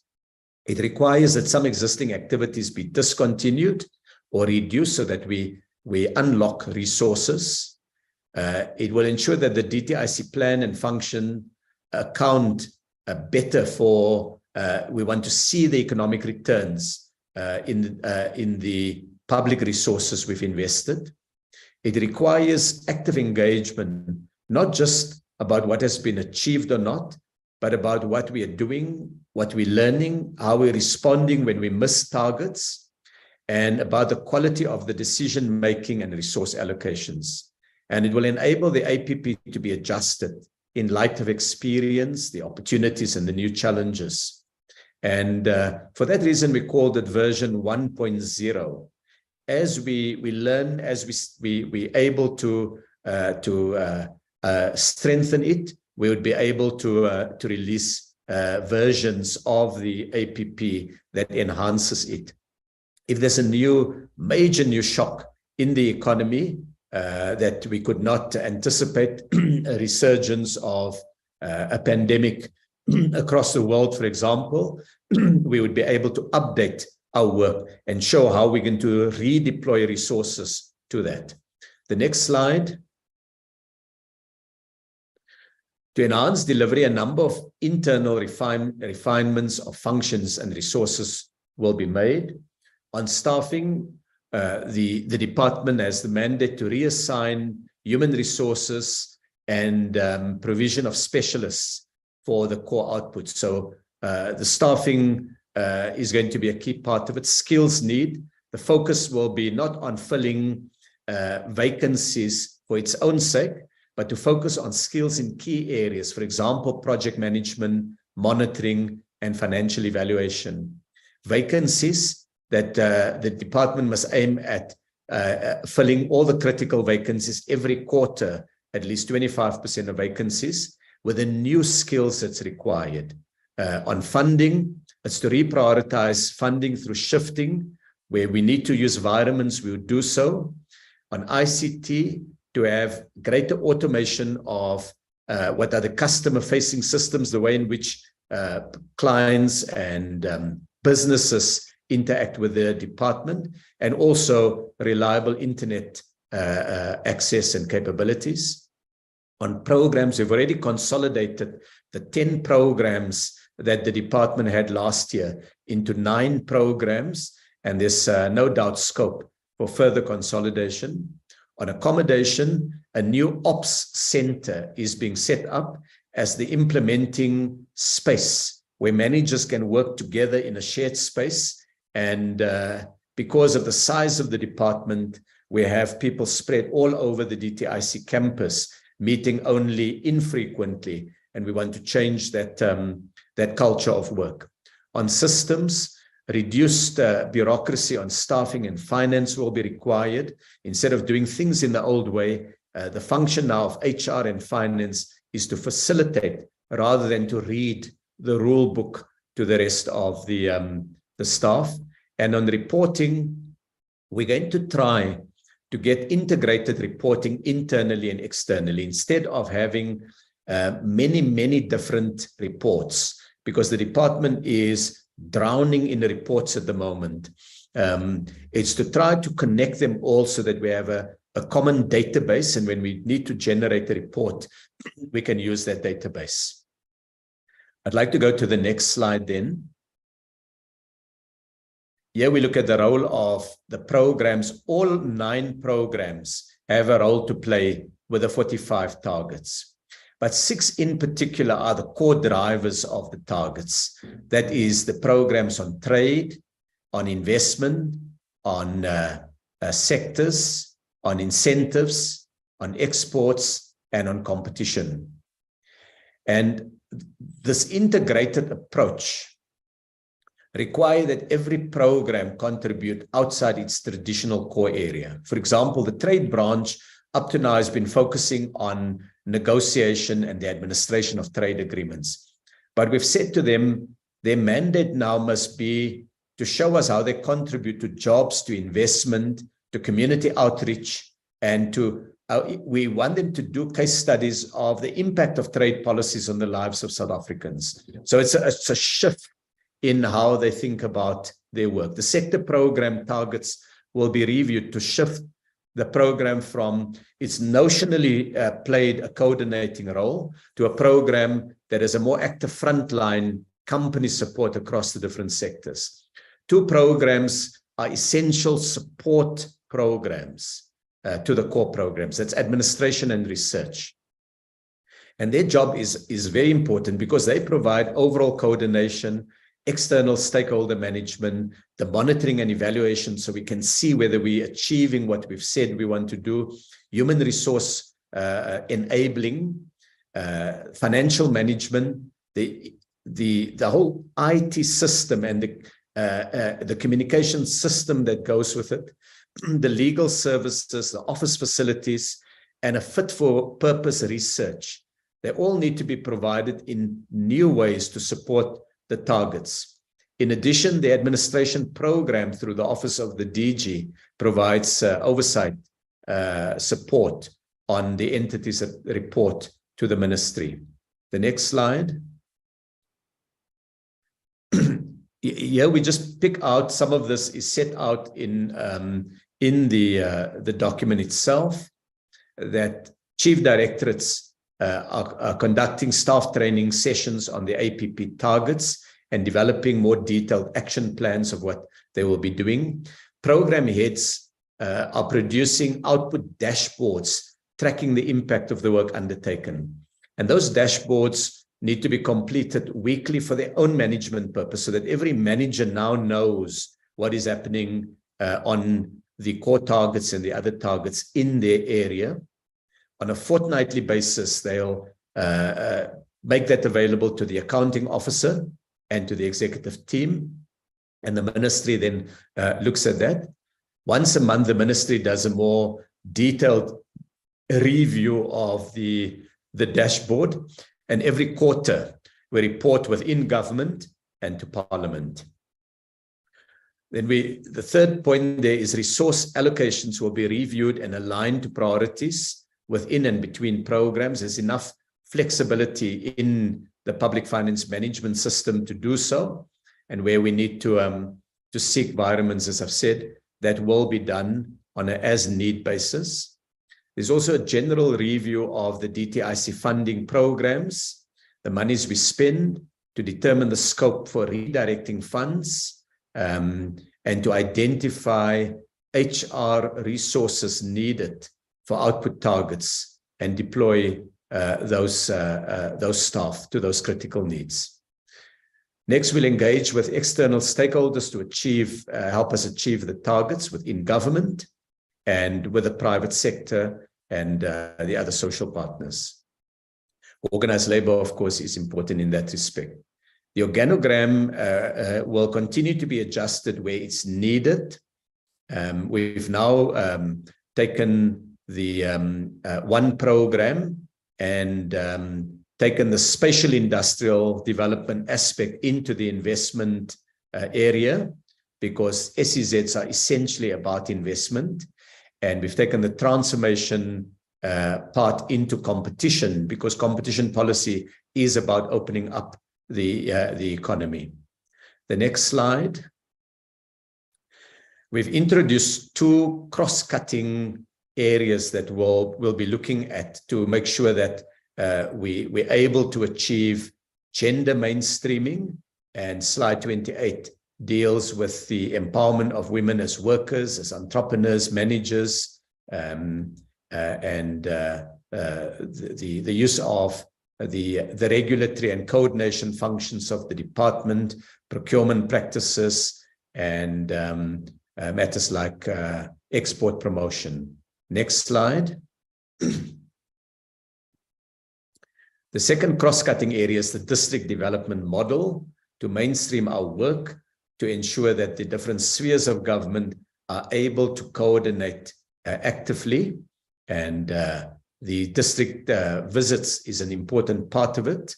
We also will allocate all chief directors to have one district where they're the district champion, particularly for rural and underserviced district municipalities, so that the core staff of the department, the core managers of the department are able to see the challenges that South Africans face in many different parts of the country. And we'll monitor all of these with the dashboards. The next slide really just makes the point that we've got a number of different entities, from economic regulators to standard setting bodies to development finance institutions. And we will seek that they also incrementally and progressively adjust their work to reflect the new approach. We have approved all of their corporate plans, but we've asked them, align your work to these 45 output-driven targets that we've set, and where necessary, they must come back to us within 4 weeks. And in some cases, the entities still have budgets that are inappropriate, too much spending on, for example, international trips, quite big rises in staff budgets and so on. We've said to them, trim down and redirect resources to this more output-focused way of working. The next slide.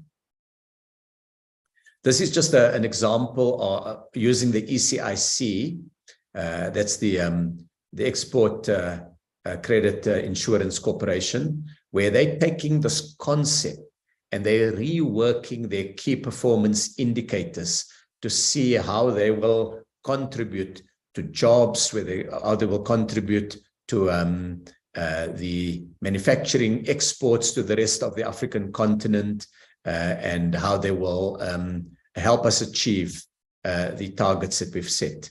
The next slide. This just really points to some risks, a few of the assumptions and key partnerships that are necessary.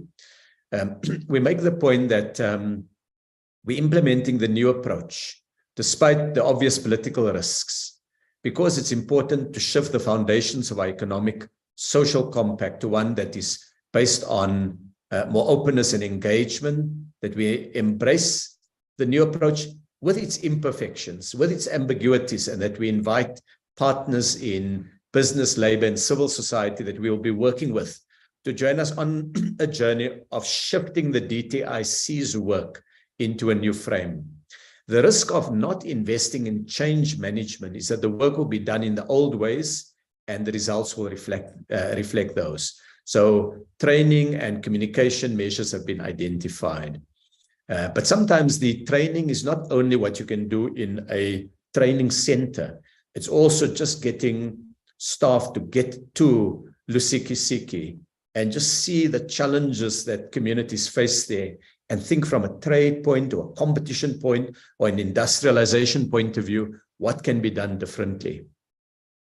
It's to recognize that the DTIC's fundamental role is to establish and administer, but also to develop the enabling conditions and the microeconomic context that shape, facilitate and catalyze firm-level competitiveness so that we have the vibrant economy that delivers growth, inclusion, and transformation.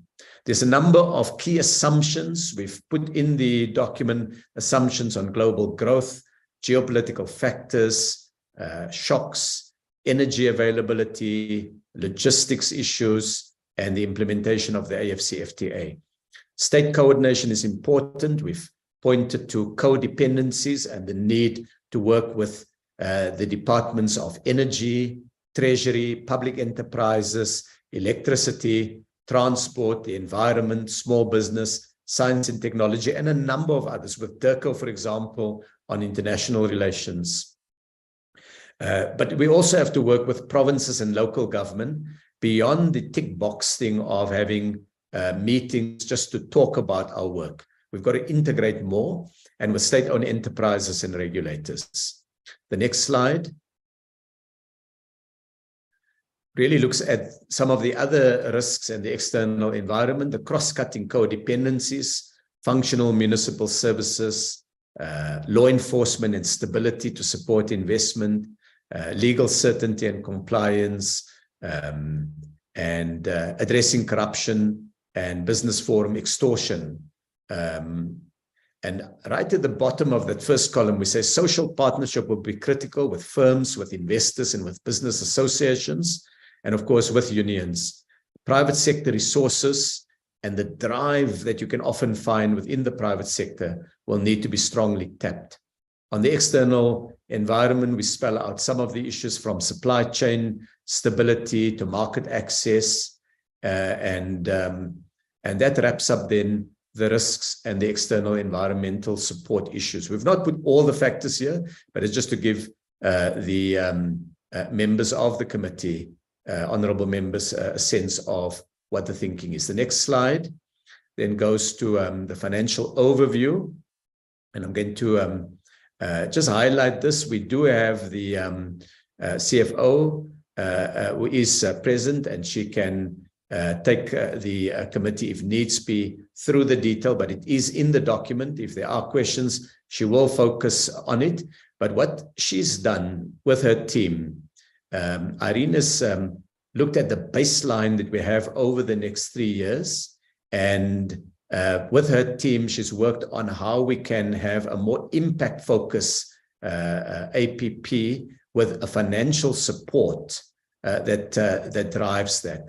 The next slide, which she has prepared, is just the budget at a glance. And this also draws on the work that has been done over the last 6 to 9 months. And I want to appreciate also the role that Shabir Khan, our new Accountant General, played in this. And here we point to the next slide, slide 37, points to the classification of the DTIC budget into types of expenditure, what percent goes to, for example, the operating expenditure, to business incentives, to infrastructure, and so on. And then we look at the rand value of the budget by type of expenditure. The next slide is really just a thank you slide. So, Chair, I've tried to summarize a 300-page document in just over 30 slides. So I know that the base document is indeed much more detailed than the slide, but I would like to conclude the presentation and hand back to the Chair. Thank you very much, Honourable Minister, for that very comprehensive presentation. According to our agenda, we will then break now for 10 minutes. I note your hand, Honourable McPherson, but we are going to break now for 10 minutes, and then we'll come back in 10 minutes' time. And so that would be at exactly 11 o'clock. We'll come back for our question and answer session, and we've allocated sufficient time for that. And yeah, and then conclude our business for the day. So thank you, members. We'll reconvene at 11 o'clock. Thank you, Minister.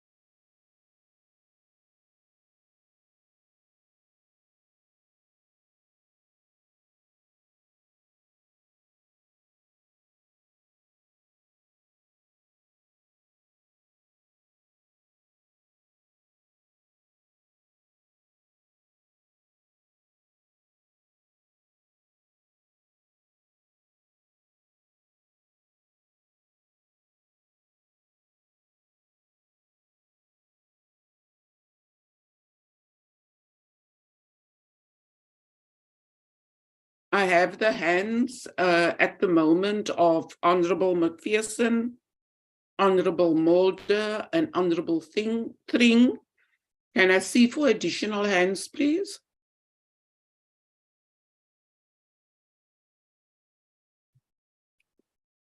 Honorable Ms. Moore. Moatse, Malametia, Malamacha, Mr. Mbiani, Mbiani,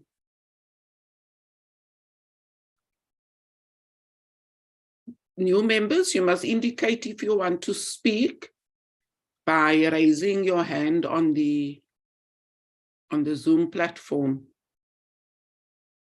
If you are unable to do so, you can just indicate by opening your mic and telling me that you have raised your hand. I think let us start with the question, with the first question from Honorable McPherson. Thanks very much. And let me say, Minister, that the APP that you presented today is actually quite a good APP, but it would have been helpful if this had been presented in 2019 and not 1 year before your term of office ends, because it's questionable, of these 7 pillars, what you can achieve within 12 months' time. So, and I just want to start off with that I think that it's decent, but it's 4 years too late, as sort of like a plan of what to do.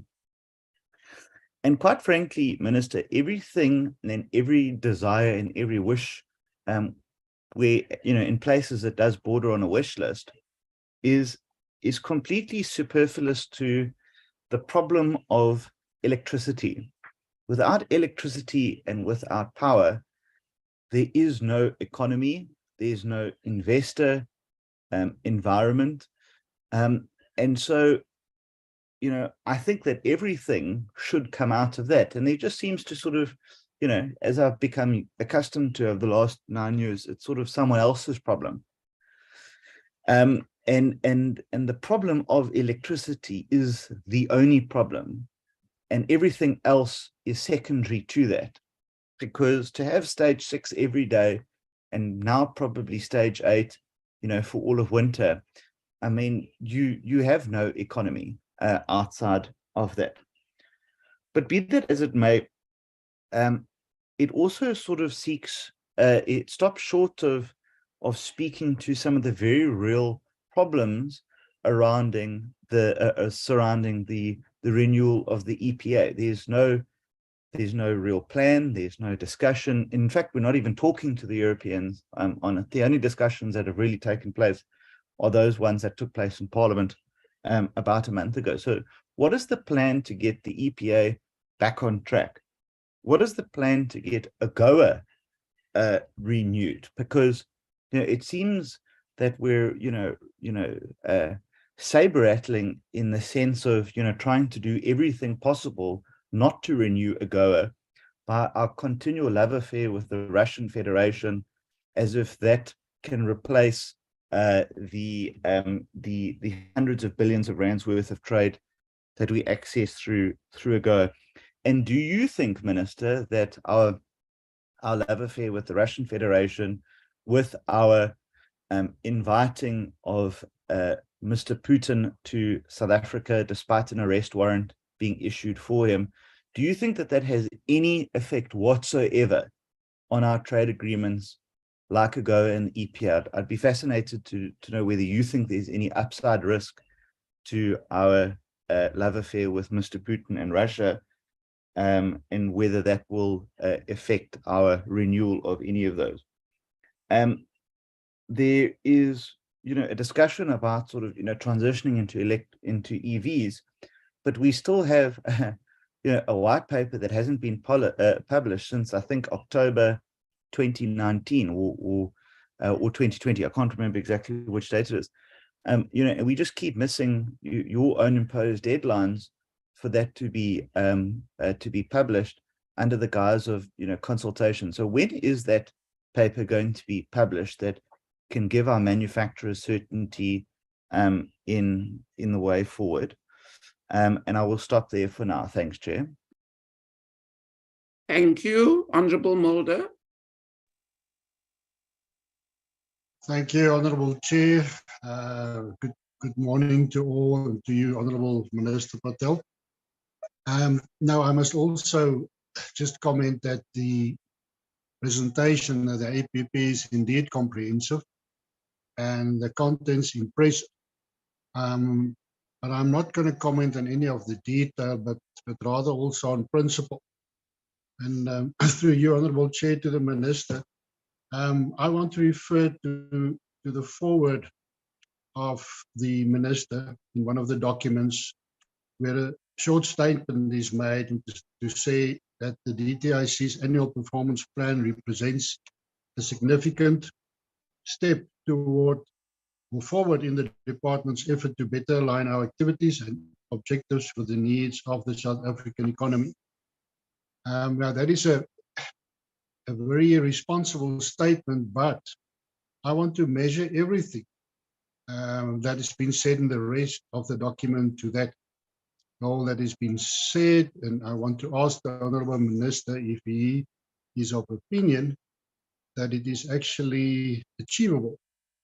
There are all sorts of words and concepts being used here in the document. We're talking about a capable state. If I could refer to page 3 of the presentation, the challenges, the SA energy challenges, sluggish economy, and the need for job creation is recognized, which is good. Slow global growth, of course, or growth will, of course, influence us.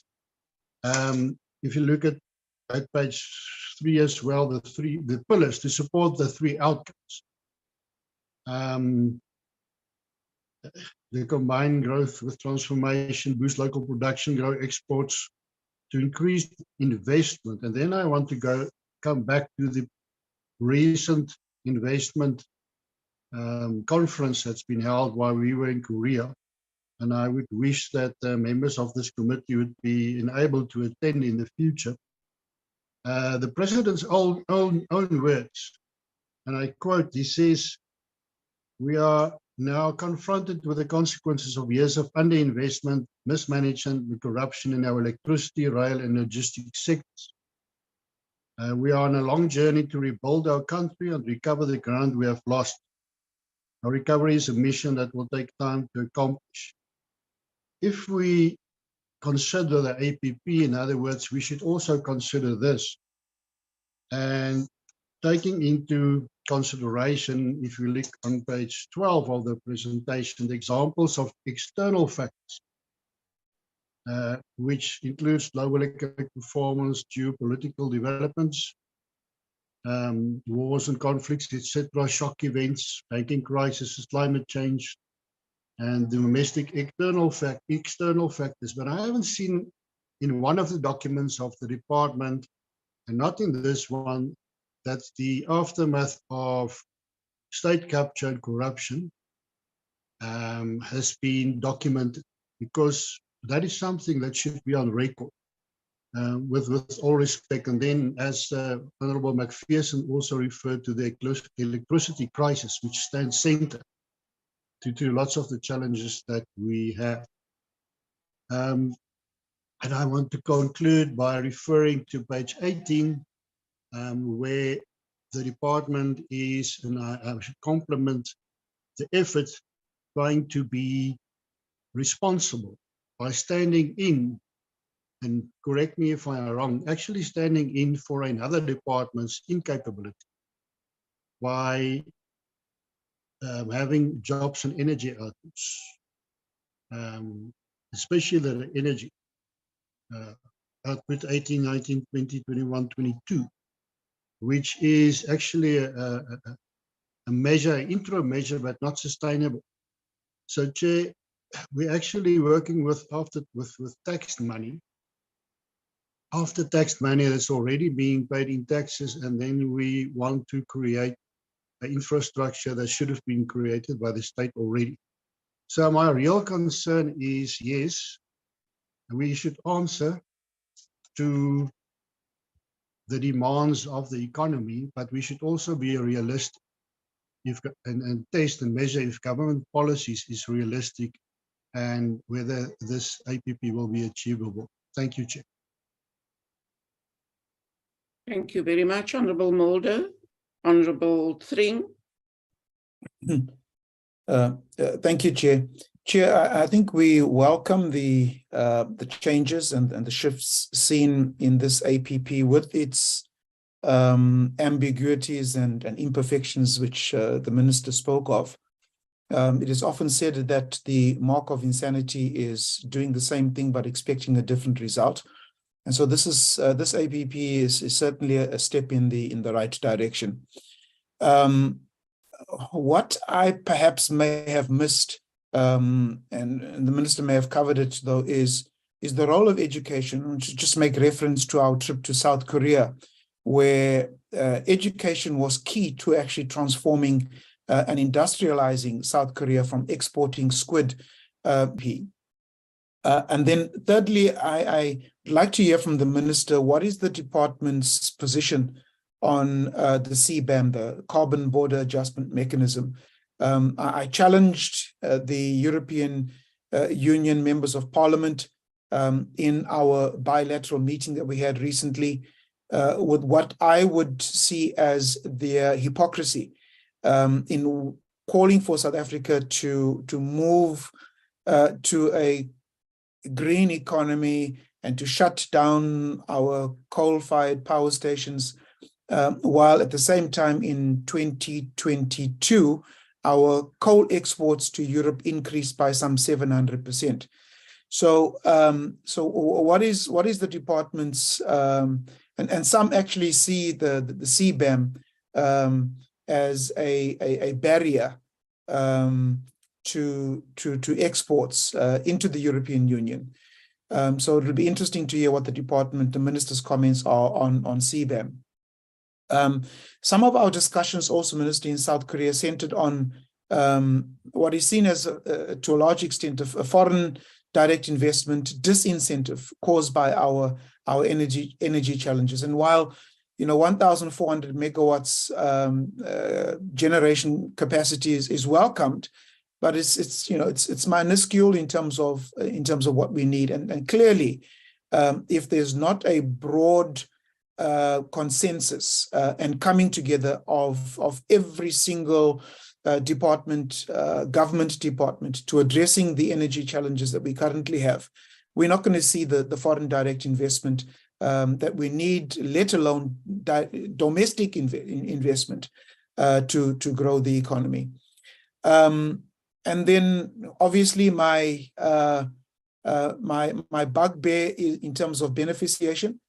I did not hear, and maybe it's hidden within the details, but what are the plans to ramp up the beneficiation, particularly in our steel, titanium, uranium, platinum, and other precious metals, metals that are in high demand by other, particularly within the first world countries. It's interesting that even your European Union, while they were placing tariffs on our citrus and other farming and fruit and veg going to the European Union, no tariffs were placed on the key minerals that they required to actually build their economy. But what are our plans to ramp up beneficiation within the steel, titanium, uranium, platinum, and other key minerals that we export? I also asked whether we should look at creating some kind of index to measure the growth of our beneficiation program, because at the moment, there doesn't seem to be an index. We understand that there's, the catalytic converters and some batteries that are being developed locally and so on. But it's got to be, if we certainly want to turn the economy around, it's got to be on a much bigger scale than what we're currently seeing. And then and then finally, interesting to note that fighting crime, I think you mentioned it quite a few times in your presentation. And certainly crime is one of the barriers to investment and industrial growth. But how is this to be achieved when fighting crime is not the core competency of our department, of this particular department? And also, I think just the fighting of crime. What are the measures that are being put in place, if any, to address the challenges of the construction mafia in lowering economic growth in the country? Thank you, Chair. Thank you, Honourable Thring. Honourable Moatse.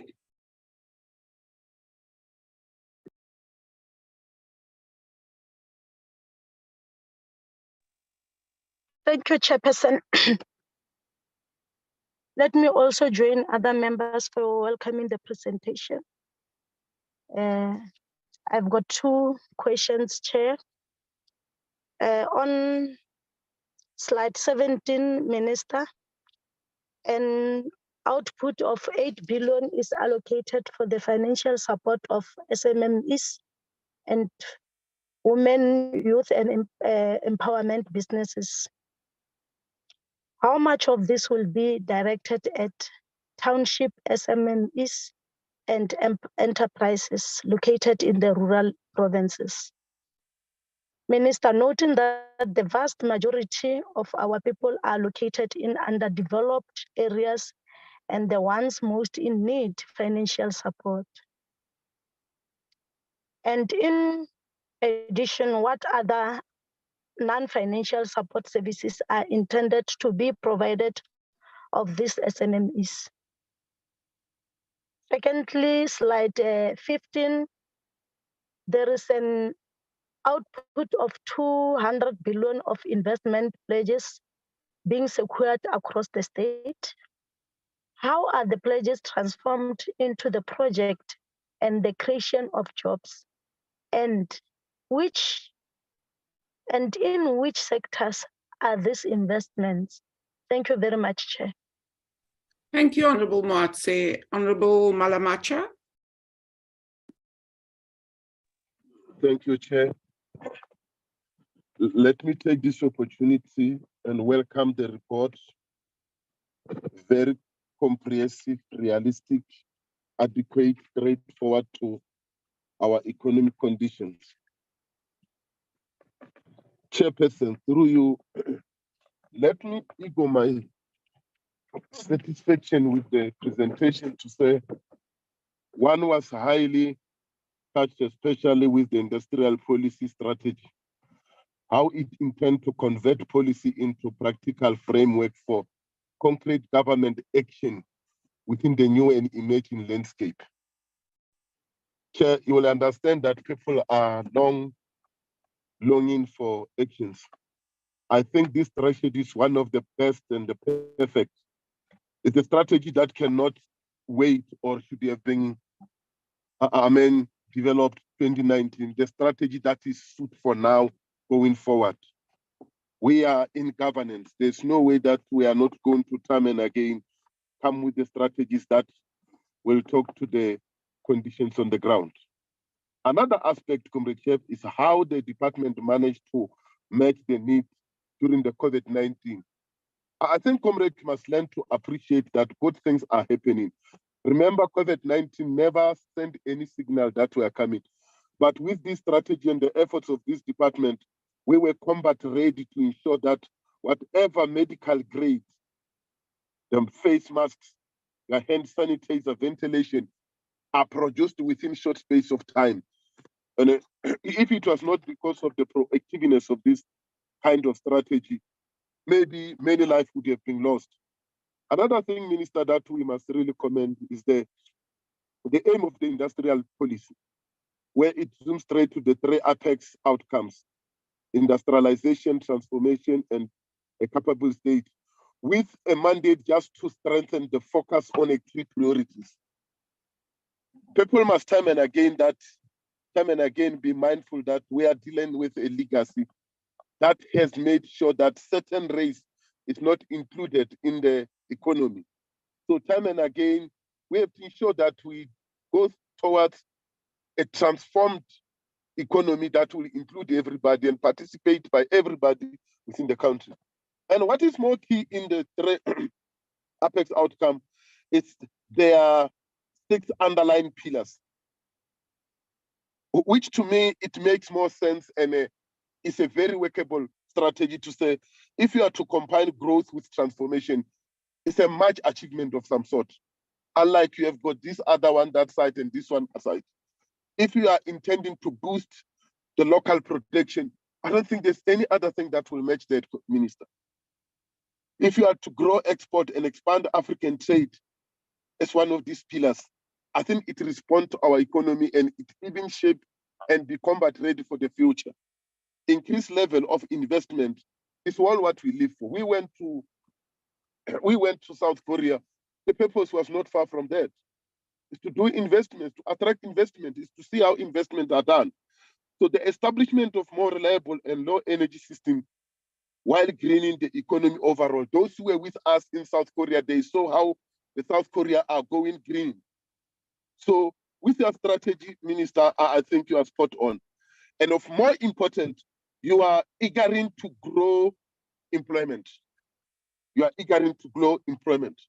However, Minister, one will be very much happy to forward these 2 questions to say, part of the reimagined industrial strategy is ensuring our industrial policy supports jobs through the localization by ensuring, amongst other, increasing our manufacturing capabilities. How does the APP ensure that South African goods products locally can match the same quality, the standard price of foreign and imported goods?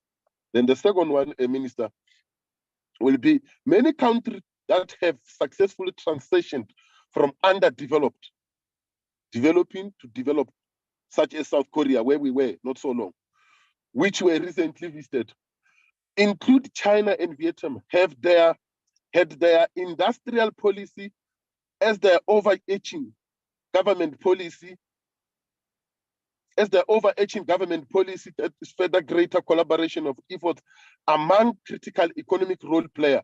What effort is the department taking to mobilize the financial sector, particularly commercial banks, to support our effort at industrialization and greater implementation of the reimagined industrial strategy? Thank you very much, Comrade Chair. Thank you, Honorable Malamacha. Honorable Mbiani. Thank you very much, Chairperson, for the opportunity. Let me also welcome the presentation by the Minister. It's very much comprehensive, more on issues of shifting the activities into more targeted approach, the refocusing of the department in terms of outputs and targets, the impactful and focusing planning in terms of energy efficiency and also transport and logistics. And also, Chair, looking at the 45 group output and target, the investment, industrial promotion, industrial support and transformation, youth, women, and disability, and also the red tapes in terms of incentive application. Chairperson, considering that the department is not a concurrent department, meaning there are no provincial department of trade, industry, and competition, how does the department ensure better coordination between all spheres of government to ensure the implementation of policy, particularly as is related to the improvement and maintenance of industrial parks located in the rural and underdeveloped provinces, which are meant to support the inclusive growth and also the SMMEs on those areas? Chairperson, food price inflation remains a concern, and it has disproportionately affected the vast majority of unemployed South Africans. Although this is because of, amongst others, the supply chain shocked globally, the concentration of our economy has also exacerbated the situation as some corporations abuse their dominance with large farming enterprise serving at least 67% of the market shares. What work is the department engaged in with other departments to limit or reduce the barriers to entry and ensure their sustainability and growth of micro and small farming units? Thank you very much, Chair, for the opportunity. Thank you, Honorable Mbiani. Honorable Dr. Ntwane.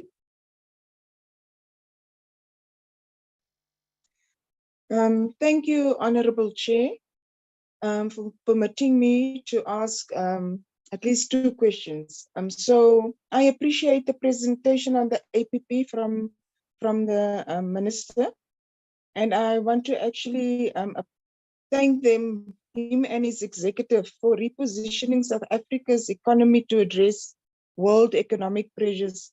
So in slide 6, I've got so on slide 6, I picked up that that the minister mentioned that industrial policy is essential to addressing structural constraints in our economy, particularly as it relates to the high export of raw materials and the import of capital and consumer goods, considering that South Africa's imports to GDP ratio is higher than peer countries, as well as between BRICS countries. So my question to you, Honorable Minister, is how does the annual performance plan respond to the need to ensure sufficient internal capacity, like skills, industries, protecting nation industries to reduce the mass import of finished products? So government is further the biggest procurer of goods and services. So collaboratively, how is the department ensuring that government is at the center of support of local procurement? Then my second question is, and coming from the Northern Cape Province, slide 17 and output 7 highlights that 15 billion rand of support programs to enterprises in areas outside the 5 main metros or economic hubs. In which provinces are these located? I hope the Northern Cape would be one of them. And then to what extent will industrial parks and special economic zones be integrated in this allocation? Thank you, Chairperson. That concludes my question. Thank you very much. And now for our new member, Honorable Monakadi, can I ask you to switch on your camera to greet the committee and so that we welcome you formally? That's good. That is me. Okay, thank you very much, Chair, and thanks for the welcome. Okay, thank you very much. You may proceed with your question. You can switch your camera off if you want to. Okay, I've switched it off. Thank you for the opportunity to ask 1 or 2 questions. Firstly, I want to also welcome the comprehensive APP document and also the presentation as made by Minister Patel. My first question relates to slide 17. Output 16 highlights 10 high impact outcomes on addressing market concentration at a sector or firm level. In which particular sectors are these intended to be achieved, and how will this be done? My second question is on illicit economy. The illicit economy has proven to be a serious threat to the growth and transformation of our economy. This is evidenced by the latest grey-listing of South Africa by the Financial Action Task Force. So I want to understand the role that the DTIC is playing in strengthening its controls in terms of preventing or making sure that we combat illicit trade and illegal imports, as these are also very detrimental to our own industrial policy.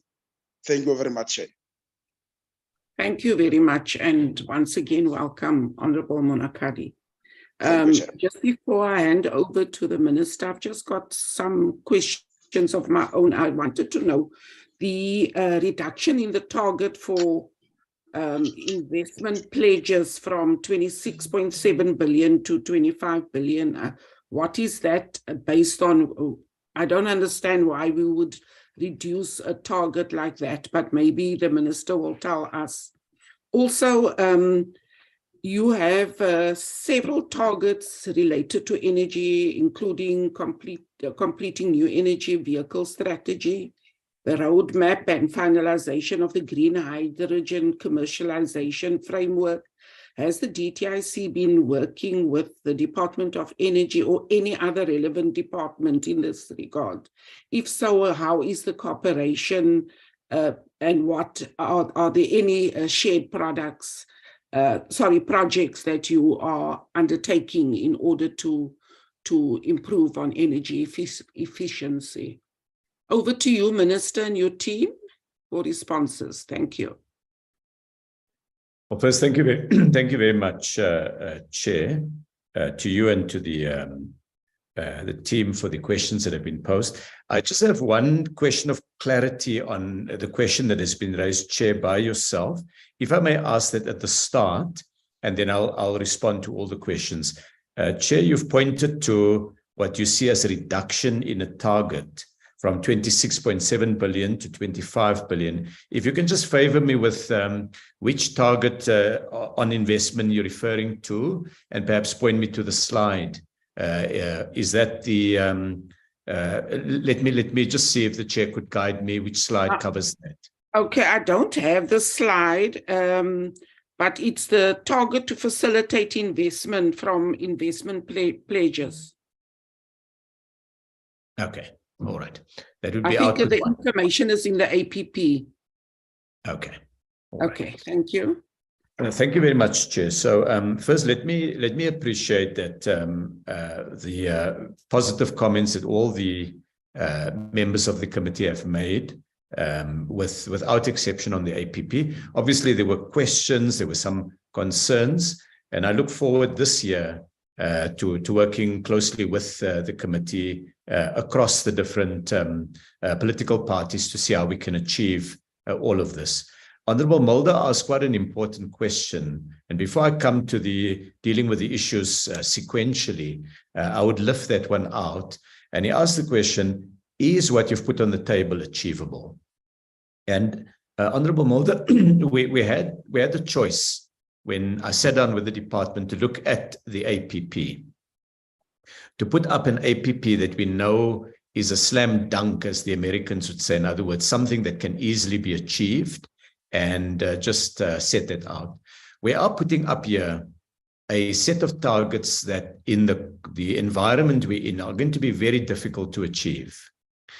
And it's going to require the department to stretch and to do things very, very differently. We're not going to be able to achieve any of this by working in the normal way. And even if we work as hard as we want to, there's no guarantee that we will succeed. But what we are trying to do is to lift our gaze from trying to set a target that is easy to achieve to trying to find a set of targets that will make a difference in the economy. And tough as it is, we've got to be able to do that. Up to now, what has very often happened inside the public sector is because the Auditor General does a performance audit of the targets, departments have tended across the board to be very cautious about the level of ambition that they set there, because in the public conversation, in the commentariat, in the conversations that take place, if you set yourself a target of 1 billion rand and you achieve it, then there's a green tick. If you set yourself a target of 5 billion rand instead, and you achieve 4 billion rand, it's a red mark. even though what you've achieved is much higher than 1 billion. And so it's fostered a culture of being super cautious, super safe, super conservative in this small letter of the C. In other words, not bold about what needs to be done. And in working with the public officials, it's to say to them, let's aim at something that is meaningful and really work hard. And if there has to be criticism because we're not going to achieve every single one 100%, that's not the most important thing, to avoid criticism. The most important thing is to achieve something, and something that is meaningful. So the achievement can't be we've got green ticks everywhere because we've got all of our reports in. We've got 1,000 reports that we've done on every aspect of the KPI. That's not meaningful. We've got to be prepared to take risks, do things differently, and hold ourselves accountable. And if we don't achieve a target because there are reasons that society can fully understand, let's explain those. And if there is to be a negative comment, let's take it on the chin and accept it and move on, but keep on working. Don't do your planning system and your APP to meet an audit. Do it in order to meet a real delivery impact in the society. So you've asked quite a significant question, Honorable Mulder, and my reply is not a yes or a no. My reply is to take you into the kind of internal conversations that we've had, and it's exactly these points that we've made inside the discussions that I've had with the officials on an APP. If I then turn to the questions as they came up in the sequence that they were raised. So Honorable McPherson, first, thank you very much for the comments about the APP. I do appreciate it, and I do look forward to getting further feedback as we report on delivery on the APP. Honorable McPherson makes a few points. The first one is, well, ideally this should have been done in 2019. I would point Honorable McPherson to the fact that, of course, it's self-evident that anything good that one does, if it was done long ago, it makes it even better. But the enemy of the excellent, good is not the enemy of the excellent. One can say that about anything in life. If one had achieved, any milestone, why not 2 years ago? Why not 5 years ago? I take the view that in that very first year in 2019, our job was not to take an existing department and just give it new goals. We had to integrate two different departments. It could have gone wrong. We were able to do that successfully. And we had to integrate a totally new vision that the president had spelled out. It's actually a very interesting thing how the APP process works. It typically starts in the year prior to the APP, and it starts about June, July of the preceding year when the budget bids begin to be formulated in a department. Because to do a bid, a department has to think, what will it do the following financial year? And so in the first year of any administration, you partly, part of what you're seeking to achieve has already started in the previous financial year. And the budget and so on are all set. You don't create a new budget after the election. You only do it in the following financial year. But what was interesting is we did bring elements of the new approach from year one. I recall a lot of time that we spent in the department on the AFC FTA in 2019, going to the summit in Niger and then attending a large number of meetings in order to get an idea that we must trade together into the legal modalities that is probably the most complex trade deal that has yet been put together other than the World Trade Organizations, because this covers more countries than any other trade agreement. And it covers, and it's done so, it's been put together in a much shorter space of time. The point I make, it's not that as if from the start nothing was done, but I'm glad that what we can do now is bring together the strands of all of that work. We launched the first master plans in 2019 already at the start of the new administration.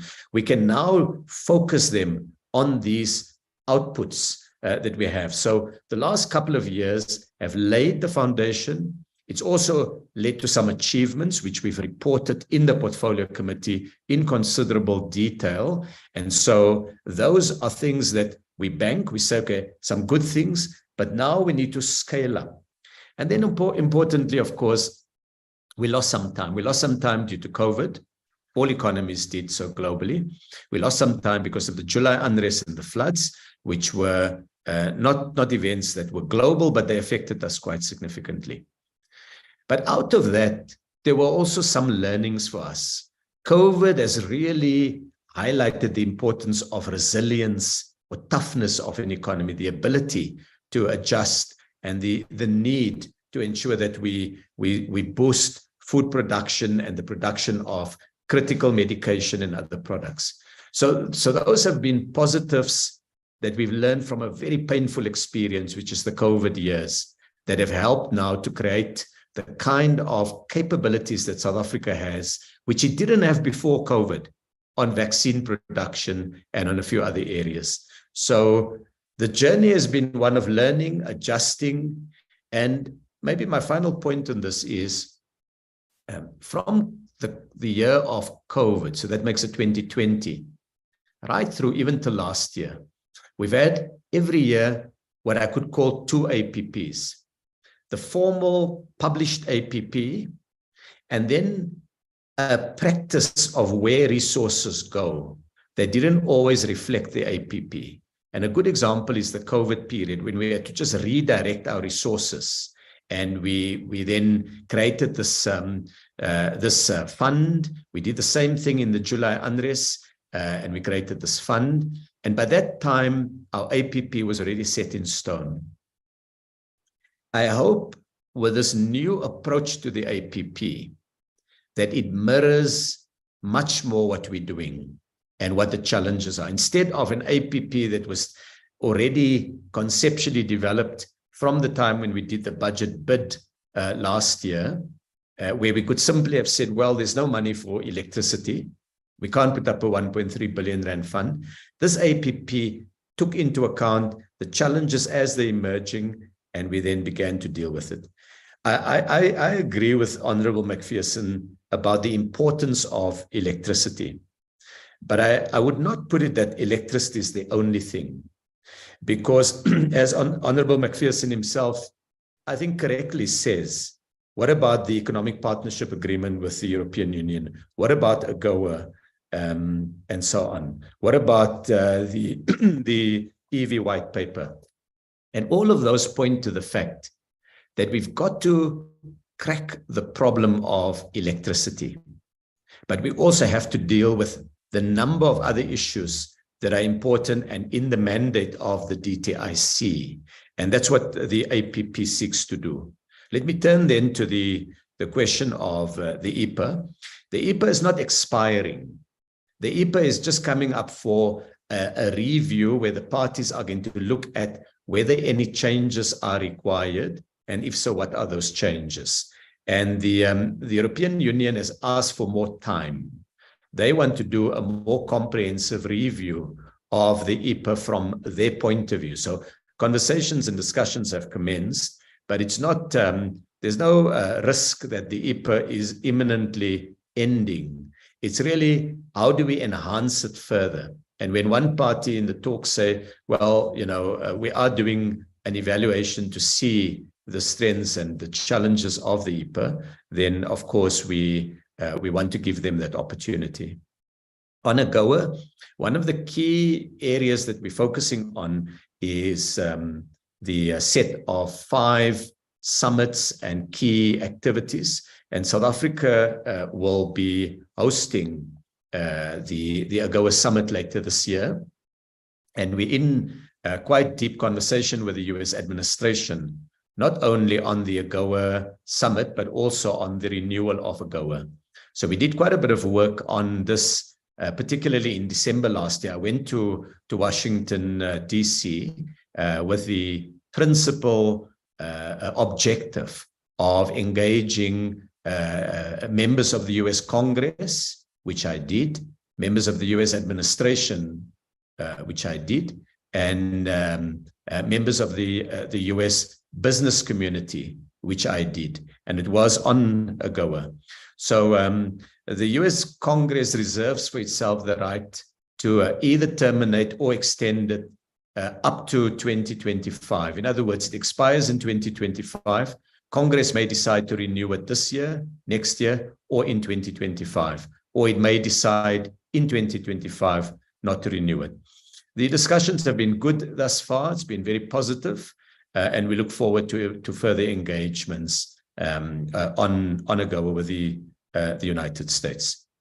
On the matter of Russia that Honorable McPherson has raised, I think what we've done in our engagement with the United States and with other partners, and the US is an important strategic partner for South Africa. It's a source of a lot of investment in the South African economy.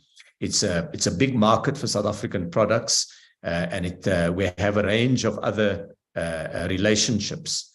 And in my engagement, I've now met with members of the US administration, from the Department of State, from my counterpart in the Trade Department, with their Commerce Department, with their Agriculture Department. All of these highlight the importance of the relationship and the importance that both the United States and South Africa attaches to this relationship. On the EV white paper, I should just make the point, Honorable McPherson, that we too are keen to have it published as soon as possible. But when we do the white paper, it needs to answer a few questions. It needs to answer the question of how will we ensure that the transition that firms must begin to make in the next few years enable them by 2035 to have access in particular to the EU market. There are also other markets that are important where there are regulatory adjustments that are being made. So it's not only that one. And so we need to look at what is the final requirements of those markets. So in the case of the European Union, they had a long debate. Their initial position was that they would only allow electric vehicles to be registered in their market from 2035. The German car industry protested quite vehemently, and the German government took on those views and engaged the European Union. And a few weeks ago, the European Union adjusted their policy, and they said they will also consider now enabling what is called e-fuels. And e-fuels is really the fuels that are used in a modified internal combustion engine. And the e-fuels basically takes carbon dioxide in the process. It reduces the level of carbon dioxide in the environment in the production of that fuel. So it is deemed by many people to be carbon neutral. Now, in putting forward the South African position, that was one of the matters that we need to look at. Is there an opportunity for us with e-fuels using the Sasol technology? That's a conversation that we've raised now with the CEO of Sasol. The second thing that we've had to look at is to make it affordable. And the document that we've published, when all the feedback was received from members of the public and industry, and we then costed it, was not affordable. So we've now engaged with National Treasury, quite lengthy and detailed conversations with Treasury. We've also met with the auto industry to give them this. They obviously would like to have a quicker move to electric vehicles. In the timing of the electric vehicles, we can't move so fast that we introduce electric vehicles on scale in the South African economy while we have a shortage of electricity on our grid. There are two problems with it. The first problem is if we were to incentivize a large number of South Africans to buy electric vehicles, which is what the original proposal of the car makers were, then the strain that would put on our electricity supply that's already fragile would be a big challenge for us. And secondly, even if we were to do so, and even if we were to be able to manage that, given that our energy, our grid is still largely coal-based, it would mean that the net climate change benefit would be moderated. And so for South Africa, getting the timing right is important. Much as we want to have certainty for investors, we also want to make sure that we don't damage either our climate goals or the grid stability in the speed with which we do it. And whether we do this as a production-led one or as a consumption-led one. And the auto industry's initial proposal was a consumption-led one. In other words, that we publish the paper and we import electric vehicles. And they then begin progressively over the next number of years to retool when they get to the end of the existing internal combustion engine cycles. Now, that doesn't work for South Africa. South Africa needs a different approach. We've had that engagement very recently where the Minister of Finance and I jointly met with the auto industry so that the Minister of Finance from a financial projection point of view would also have a sense of what is needed. And from a policy point of view, I would be able to map out the key milestones that we would then look at. So we believe that it's a responsible and prudent way, and it will yield better results than simply putting up an unaffordable one and then seeing there's a public backlash and we have to adjust the plan. All of the success of our auto industry has been based that the auto industry knows that it can rely on our word. When we've published a final document and we say we now commit to these incentives and these elements of the support program, they've been able to bank on it. We've not chopped and changed in a manner that has not been predictable and where they could not see the shape of the support package. And that's really what we're going to do on electric vehicles.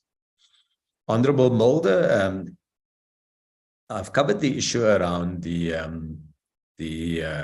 achievability of the plan. On the investment conference, you quoted the president's speech at the investment conference and says that there are a number of external factors. You point to the fact that we note the impact of crime and corruption. And you ask the question, should we not have done the calculation of the impact of state capture? Well, in 2017, in a different context, we did that because at that time, we needed society to mobilize against state capture. Now there is a public commitment. We've had the Zondo Commission report. All of that's been done. Now it's taking action against state capture. And in that regard, one of the things that we're doing, and it's going to be a question that one of the other honorable members have also asked, which is how are we going to take this action? I'm trying to find, it's Honorable Monakadi asked the question on the illicit economy. So state capture and corruption is facilitated when you can hide the identity of a company's shareholders. If, for example, a company called, let's call it Green Energy Limited, is actually owned by Jabu or by Peter, and Jabu or Peter has either accessed the money illegally or they are connected to the decision maker in that matter, or they're trying to hide the source of their funds, they can simply put up a nominee company that is the shareholder, whereas they hold the beneficial shares. So what we seek to do is take that one area that falls within the DTIC mandate, where there is a legal tool we can use, which is the Companies Act. And amendments have been made to the Companies Act last year through the omnibus bill that National Treasury brought to Parliament. And we can now do regulations. So we've now issued a set of regulations for public comment. When the public comment comes in and is completed, it gets evaluated. When it's been evaluated, a proposal will be made to me. I will look at the comments and publish a set of regulations on that one. On the matter of energy, Honorable Mulder, it's not an area that the department would ordinarily focus on. But in a time when energy is such a significant challenge, it is, using the old expression, all hands on deck. Within each of our mandates, we have to find how we can contribute to that, while, of course, recognizing that the main drive will be in those departments and ministries responsible for energy and for electricity and for public enterprises. And so I work with my colleagues there. The president has set up a structure called NICOM, and it meets on the issue of energy. And that's where we can also coordinate what we do in the DTIC with what other departments is doing. Honorable Tring, thank you for the positive comments also. On the role of education, I do agree that the question of education is absolutely critical to build long-term competitiveness. And I'm reminded of a conversation of a real South African patriot who was the head of Toyota in South Africa, Dr. Johan van Zyl. And he ran the Toyota operation for many years. And he and I collaborated in 2009 to get taxi production, these minibus taxis. We were importing all of it. And we worked together and we were able to land the minibus taxi operation in South Africa. And so when the taxi was now officially coming off the production line, I was invited by Dr. van Zyl to come to the plant and just cut the ribbon. And when we were doing the plant tour, he took us on the different sections, and we met young engineers. In the paint shop, it was the chemical engineer. In the body shop, it was the mechanical engineer. In the area where they do the electric wiring, it was the electrical engineers. And these were young people, and they were really very impressive. And he at the time pointed out, so-and-so is the unit that she runs, or he runs. And there were women also, women engineers too. And he was saying, we are the second best in Toyota globally, or we're the third best, or in this little area, we're the best. And I asked him, I said, Temian, how come you've got such a great talent pool and many businesses complain about skills? And he said to me, Minister, the job of universities, I get my people from the same place that everyone else gets them. A job of the university is to help people to think, to teach them to think through issues. My job is to teach them to work. And that's a different skill. It's applying the knowledge that you get in a practical setting. And South Korea does that very well. Germany does it exceptionally well. And we are working now to see how more of that workplace learning can take place. And the DTIC, while of course its primary mandate and tools of trade doesn't cover education, we have a number of programs and activities that increases the skills levels of people. And maybe at one of the portfolio committees, when I report on this APP, I'm going to lift out what the DTIC is doing to develop skills in manufacturing that is critical to what we need to do. On the CBAM, that's the Carbon Border Adjustment Mechanism, the European Union has announced that they will be introducing it, and they will be, essentially what it is, it's an attempt to monitor the carbon content of products that they import and impose a tax on it that would, in the view of the European Union, place the imported product on the same carbon cost curve as what European producers who have emission targets have to achieve. We believe that this unilateralism by the European Union is profoundly unhelpful. It's going to hurt the global trading system. It's going to enable trading blocs and countries to impose conditions on trade that have been absent thus far in the agreements of the World Trade Organization. This is not how the global trading system has worked. And we believe that it's a form of green protectionism that is coming from some in the European Union.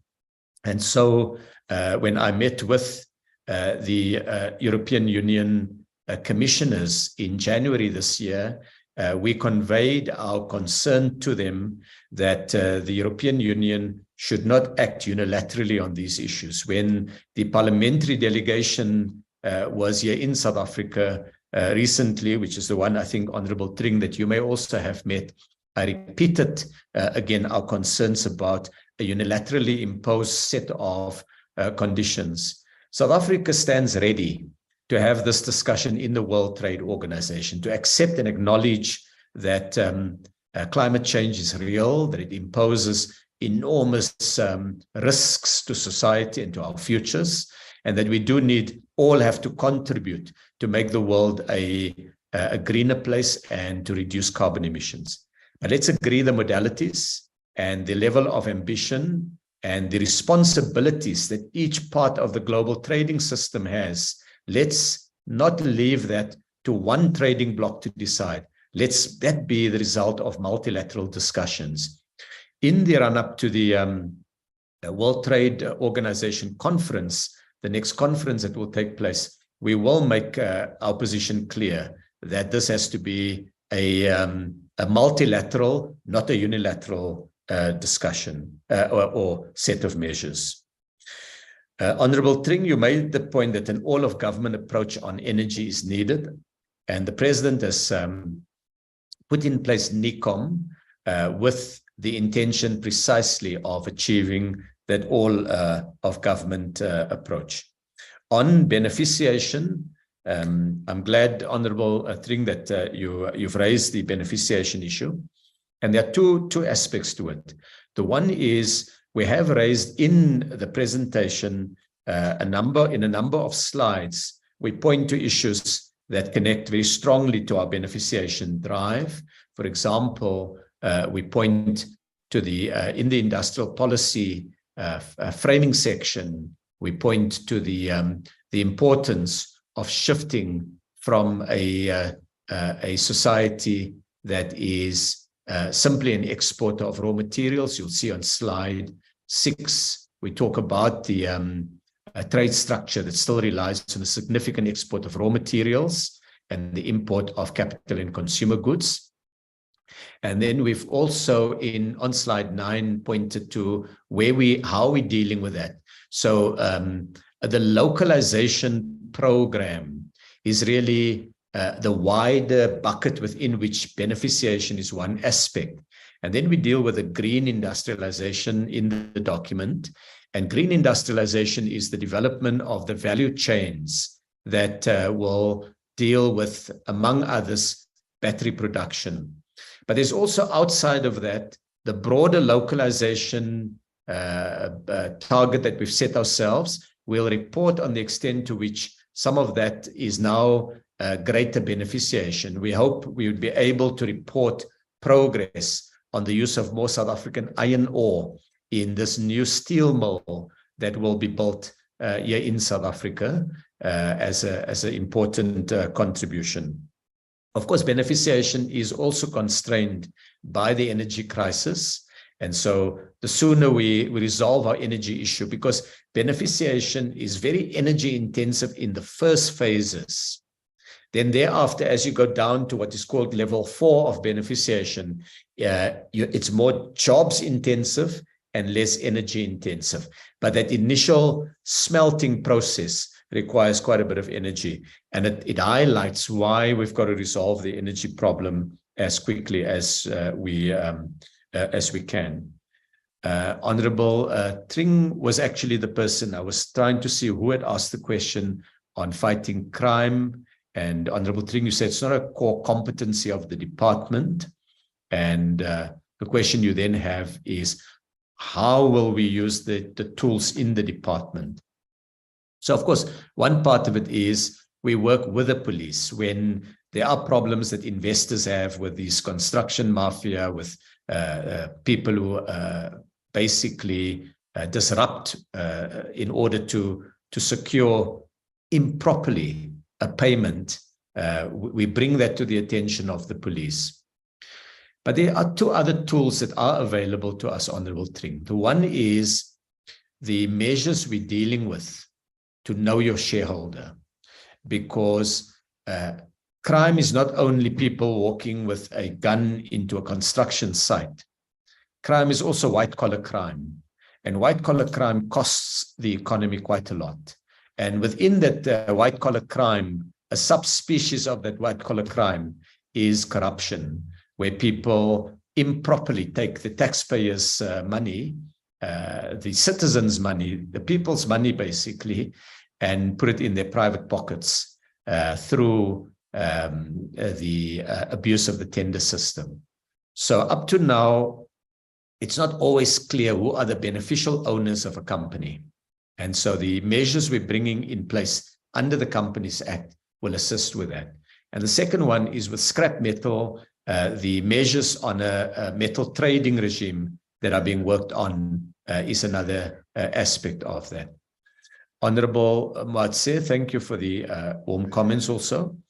On the 8 billion rand that we're targeting, and it's also a question raised by Honorable Ntwane around the 15 billion rand for enterprises outside the main hubs, where Honorable Ntwane wants to know which provinces will that go to, and Honorable Mwatsi wants to know for the 8 billion, how much will go to townships and rural enterprises and so on. Now it's a very good trigger for me to explain that this is not a budget transfer. It's not money we're going to transfer to someone, which is how the government's national budget works. This is where there are funds that are available, which we publicize. And individuals and firms can then apply. It's not a grant. In the case of the IDC, what the IDC does is it is active in the stock market. So it's got shares in a lot of blue chip companies. Government doesn't really give money to the IDC for its core mandate. The IDC makes money in these large firms in the economy. So they act like an investment bank where they do that. Then they take that money and they say, okay, we're now going to try to promote small business development, or we're going to try to promote women in the economy. So we're going to announce that if there's any businesses that women are setting up, you can apply for funding from the IDC. So it's not an allocation that goes to a province or to a township or so on. It's a national fund, and the best applications are then evaluated. We look at the profile of the applicant. We look at the soundness of the business case. We look at the number of jobs involved. We look at the economic benefit to the country, maybe in terms of exports, whatever it may be. And there's a committee that goes through it very carefully to make sure that the business case is sound, because it's not a grant. It's a bid that you put in where a committee then evaluates that. So it's only after the event that we can see, okay, the bids that came out from this township was very strong and were able to succeed, or the bids that came in from Northern Cape were very strong. Now, the problem with that is that often particularly the smaller provinces may not know what those resources are, or they may not have the technical skills to put together the full business plan that's required. And therein comes in the separate output where we will have a team of DTIC people and other departments going to the 52 districts, publicizing what's available, pointing to the fact that there are entities outside the DTIC like CIFA and CEDA. In the case of CEDA, they can actually help with business plans. In the case of the NEF, they also try to give feedback to someone who's put in a business plan to say, look, these are the weaknesses in your business plan. So we don't only publicize it and hope we'll get the right applicants. We also are now doing an outreach program. And so I wanted to clarify that this is not an allocation that is made available, that is transferred. This is a fund where you apply and you've got to be able to show that it's a viable business, because this is funded from the balance sheet of the IDC. If we back too many projects that are going to fail, the IDC itself will go the route of many public entities. It will just become bankrupt.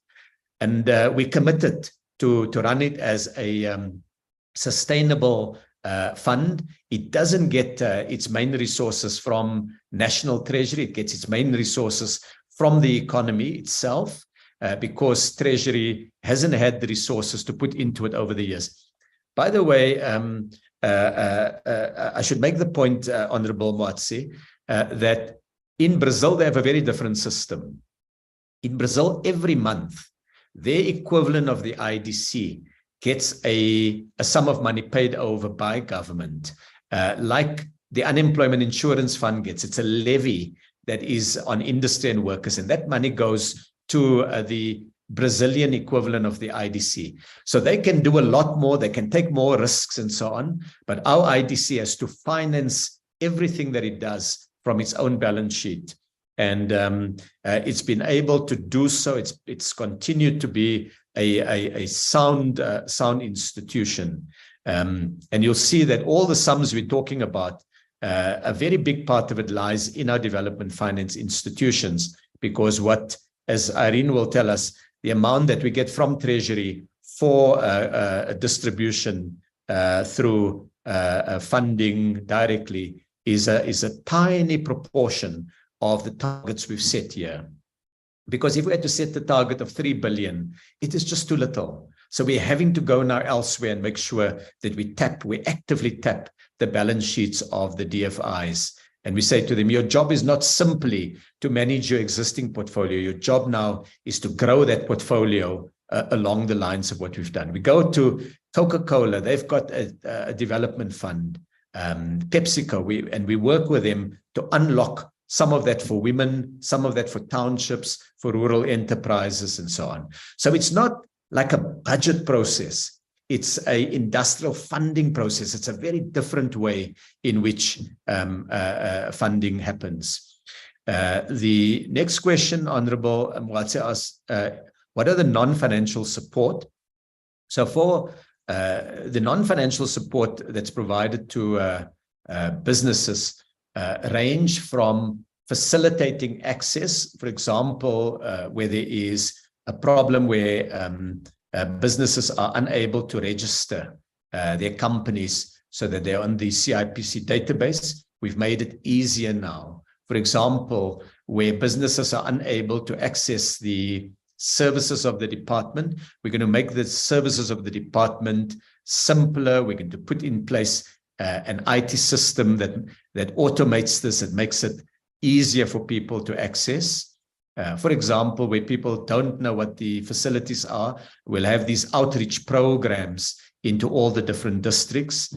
For example, where a company struggles with exports, we including them on the Black Exporters Network. For example, where a company has a challenge with a local authority, Invest SA, which is one of our entities, will then work with that company to access the facilities of a local authority. Honorable Matsi then asked 200 billion, how are the pledges transformed to jobs? They're done when the investment, so there are 3 phases where this happens. The first phase is when the construction takes place. And in that period, it's mainly construction jobs. And we've had some examples of those where very large numbers of workers were employed in the construction industry with these big mines and other projects. The second phase is when production starts itself. Before I come to that, the second phase would be when the raw shell of the factory has to be equipped, and often that equipment is bought from South African producers. A machine, for example, that's manufactured that does the drilling in a big mine would often come from a South African player. Or these big trucks, the yellow trucks that are made by Bell Equipment in KZN would be an example. So that's the second phase where jobs are created. And the third phase is where production starts in a company. And we've had a lot of successes. Last year, just to give an example, honorable members may recall we had a presentation in Parliament on the opening of this very big facility in Kwadukuza in KwaZulu-Natal, 4,000 workers in a company called Hesto Harnesses, who does these electrical harnesses for companies like Isuzu, Toyota, and many others. And these were examples of the final stage, not just the construction, not just the machinery, but now the actual production. And we do provide that regularly in the quarterly report. And I would also point Honorable Matsi to the quarterly reports, which are very thick, they're very detailed, but they are there to empower members of the committee with information on this. And the pledges are in many different sectors of the economy, from manufacturing to mining, to infrastructure, to retail, to service centers like your ICT, data centers, and many others indeed. Honorable Malemecha, thank you for the warm comments.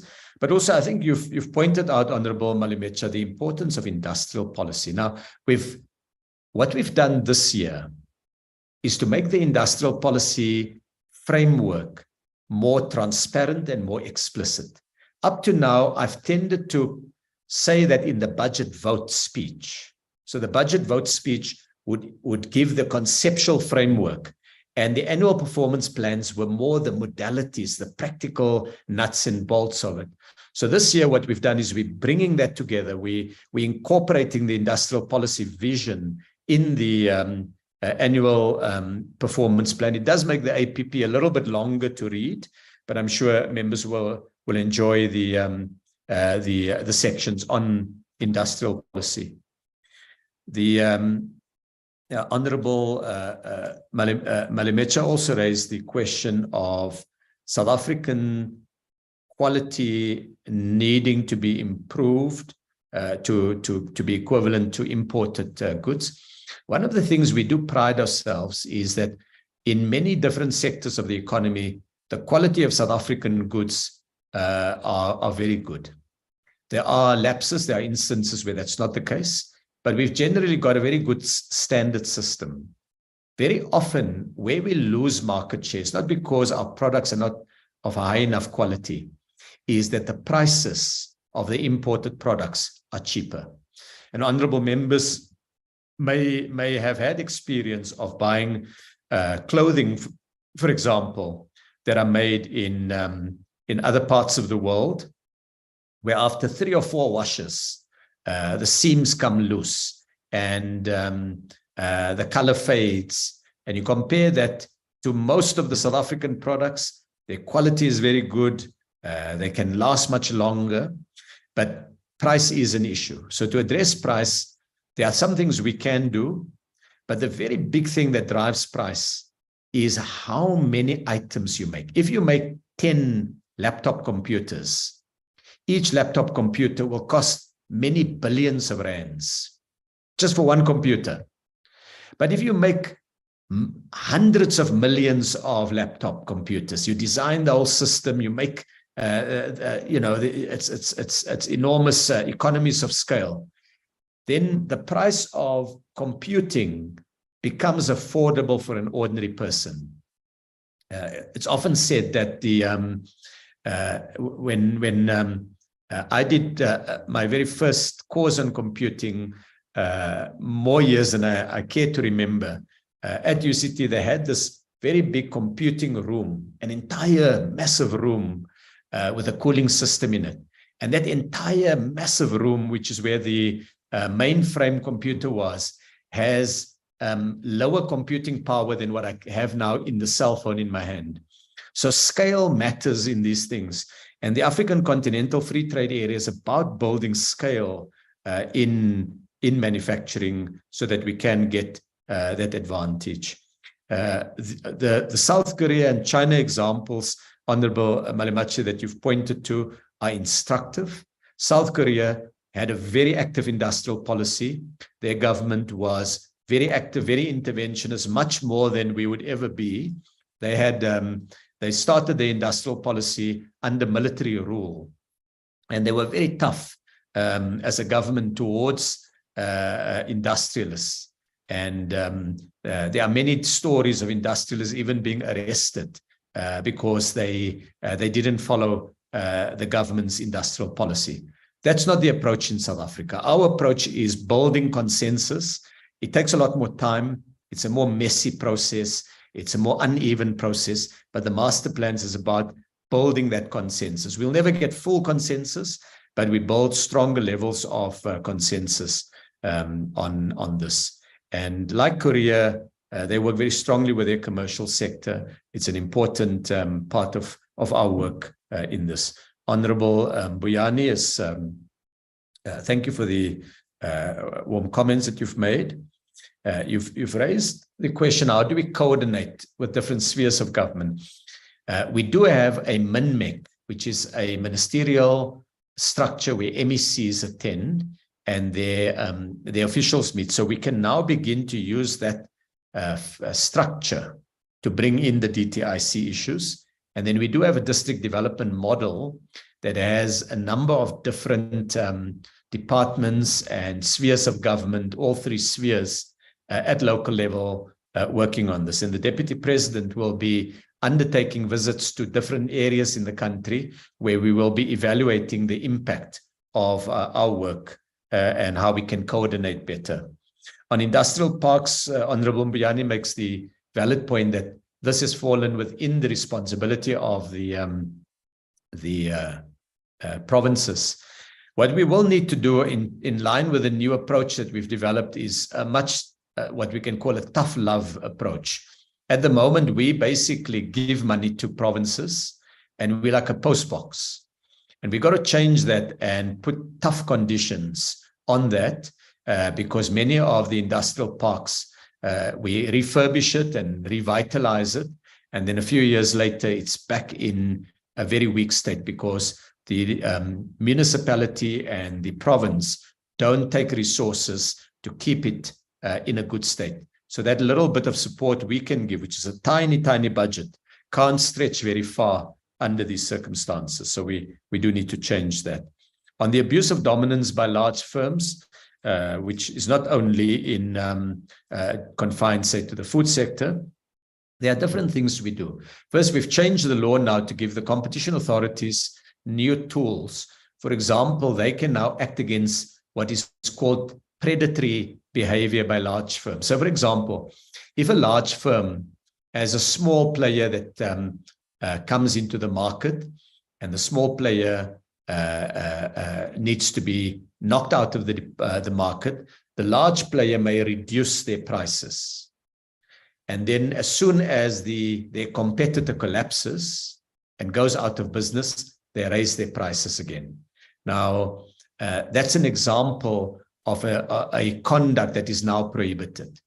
Or price discrimination, where a big supplier, let's say a bakery, will supply a big retailer with bread at a much cheaper rate than what it would provide to the spaza shops. And all the spaza shops are unable to compete. So those spaza shops can now begin to raise a complaint with the Competition Commission. And the Commission can then investigate and see whether that price discrimination is unfair. And if it is unfair, it can prohibit it. The other way in which you deal with it is to provide some degree of support to smaller players and to new entrants like the Black Industrialists program. It's still relatively small and modest, the extent of it, because our budget is quite small and the needs out there is quite large. So the third thing we're now doing is getting these large players themselves locked into programs where they help smaller players. And I've reported on some of those in the committee previously. On Honorable Ntwani's comments on raw materials, it's a very good point, and it goes back to the same issue around beneficiation that Honorable Tring has raised. I can now see that we'll have at least 2 committee members that are strongly focusing on that transition of raw materials to finished product. And Honorable Ntwani mentioned the Northern Cape, and of course, the Northern Cape is quite a significant producer of raw materials. We are now considering an application for a special economic zone. It has to go through a few steps still. But that would be an attempt in the Northern Cape to have greater beneficiation of raw materials in the province. Honorable Munakadi, thank you for the comments. I should also thank Honorable Ntwani for the comments, the warm comments that were made. You asked 2 questions, Honorable Munakadi. The first is on market concentration, which sectors and how. Now that we leave to the competition authorities to do. They do it on the basis of either complaints or market inquiries. So they're busy at the moment with steps that will deal with online market services. This would be things like your B&Bs, your grocery delivery services, the online platform for cars, all of those ones. They're also looking at fresh produce markets, and they've recently released one on a set of draft terms on the steel industry. How they use the measures. So the department's work is to provide information and access. I took, for example, with some of these, using the work done in the department, I've had conversations with the competition authorities, and it helped them to focus some of the questions that comes out in the market concentration step. But there are also actions we can take outside of market inquiries. In mergers, for example, we've challenged some conduct in a recent case where Heineken bought over the Distel business. They had to divest. They have to sell one of their brands, Strongbow, to an outside party, in this case to a black industrialist, because the level of concentration would have been too high in that market. So that's an example of an intervention that has a direct impact. On the question of the illicit economy, the DTIC's key work there has been to engage the South African Revenue Service, SARS, around illegal imports. The legal instruments to deal with it sits with SARS. We've made information available to SARS. We've brought SARS into all of the master plan processes. We facilitated meetings between honest businesses that operate with integrity but who are undermined by illegal importers. And we've also taken steps when SARS seized the goods of a group of importers from China.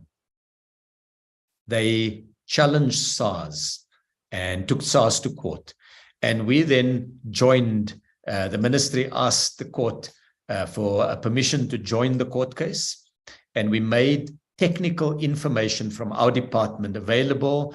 We had someone who provided expert testimony to the court from the DTIC, and from the DTIC, we also provided the court with very strong evidence of systematic under-invoicing, and we compared the data that we obtained from United Nations sources compared to the data that is declared at our ports of entry. So we did quite a bit of, let's call it broader detective work to enable the courts. And there was a seminal ruling where the Supreme Court of Appeal upheld the decision of SARS and rejected the application. So the ministry was joined in that case.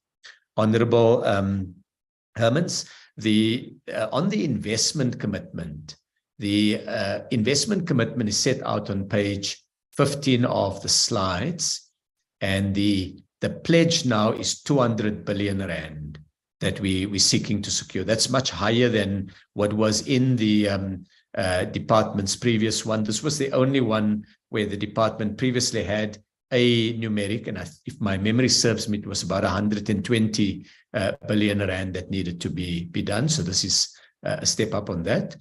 And then what we've done is on the further slides, Honorable Hermans will see that we've broken some of this into sub-targets. And the sub-targets, there will be targets for individual programs. There will be targets for particular entities.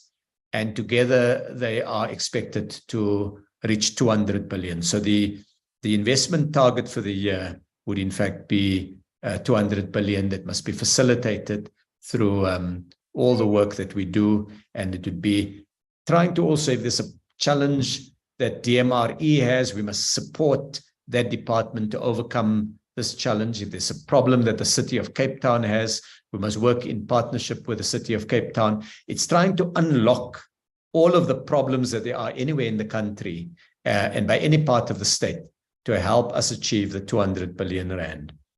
On the work with the Department of Mineral Resources and Energy, yes, we've worked with them on the renewable energy program to make sure that the energy program can get off the ground in areas where there were regulatory issues that they needed our support on.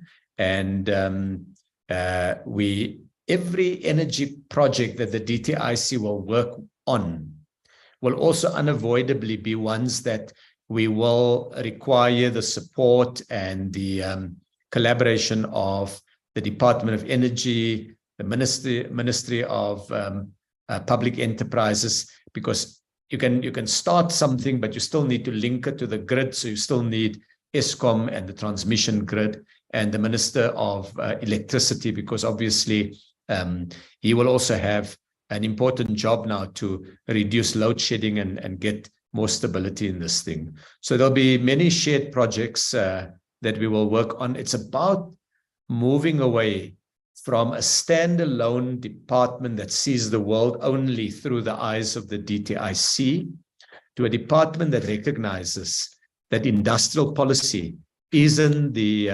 exclusive domain of a single department. It's an all of government initiative. And in fact, in the forward to the APP, I make the point that further work will also be done to identify the contributions of other government departments and public agencies outside the DTIC group, and indeed by the private sector. This is because industrial policy is not the domain only of the DTIC.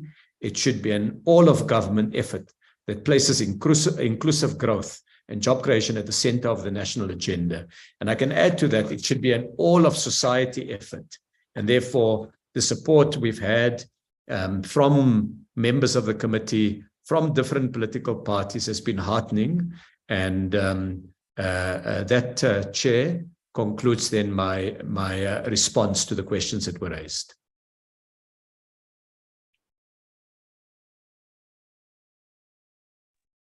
Thank you very much, Minister, for those responses, those extensive responses.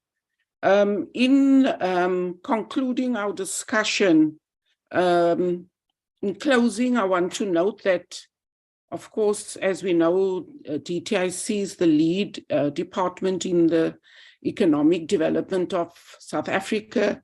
It is the custodian of economic development and development policy formulation and planning. So the allocated budget and performance indicators are in line with the priorities of the country as outlined in SONA in February 2023 in relation to the department's mandate. We note the targets now can be better measured. We welcome this, and we will continue to play our oversight role to ensure that these targets are achieved and in that way improve the lives of all South Africans. So with that, Minister, I thank you for your presentation and your responses to questions raised by members here today. I thank you and your team for the good work done. Thank you, Minister. We will now move to our next agenda item, which is the second quarter program of the PC. Thank you very much. Committee Secretary.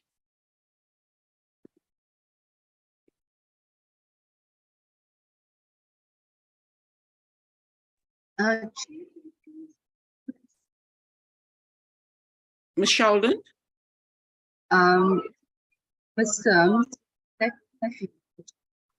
You have a poor connectivity. Can you move around until it improves? We can't hear you. You are breaking up.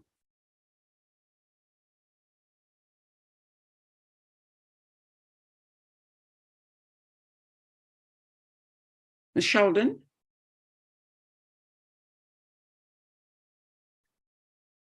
Ms. Madalana, can you assist us?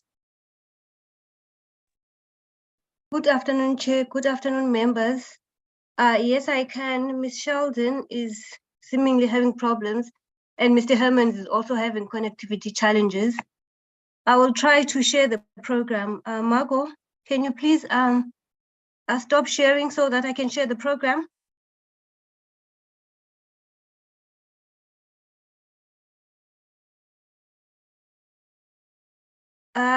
Apologies, Chair. Yvonne, can you please make me a co-host so that I'm able to share the program?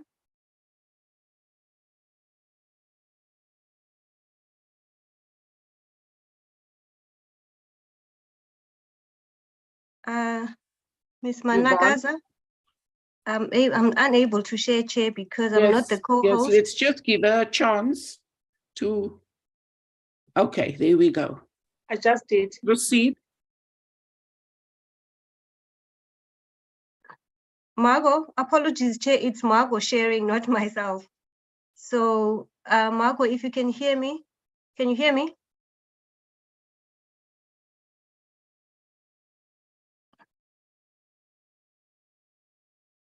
I think if you can just take us through the program. Okay, Chair, I will take you through the program. But she said she can hear you. Okay, she can hear me. Yeah. Then I'll take you through the program. Based on the program, we have today's meeting, which we've had with the Minister on the APP and the budget votes. After that, we'll have a next meeting on the 2nd of May, where we will engage with the SABS and NRCS on the APP and Strat Plan. Then on the 3rd of May, we'll have CIPC. Then we'll have the consideration of the oversight report If you remember, Chair, the committee had an oversight report in January and beginning of February. That report will be brought back to the committee, so we'll have that as well. Then we'll have the consideration of the third quarter financial and non-financial report for the DTIC. We've seen the DTIC on the third quarter already. What will be brought back to the committee now is the report. So the committee on that day will have a first consideration of that report. Then on the 9th of May, we will see the BE Commission on its APP and strat plan. Then we will also consider the first draft of the budget vote report. The input to the budget vote report will be what has been discussed in this meeting today. This will form content of the budget vote report. Then on the 10th of May, we will have a briefing by the NLC on its APP as well as strat plan. We'll also have a formal consideration of the third quarter report, which I've mentioned previously. The previous third quarter report was the first consideration, then we'll have a formal consideration. The next date is the 12th of May. The 12th of May, we will have a formal consideration of the budget vote report. As then the next one after that is the 16th of May. The 16th of May, we will see the ECIC on their APP as well as strat plan.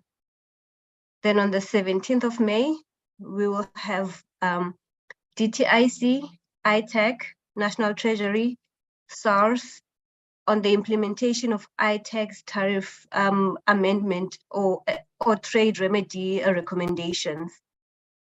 Then the next meeting after that would be the 23rd of May.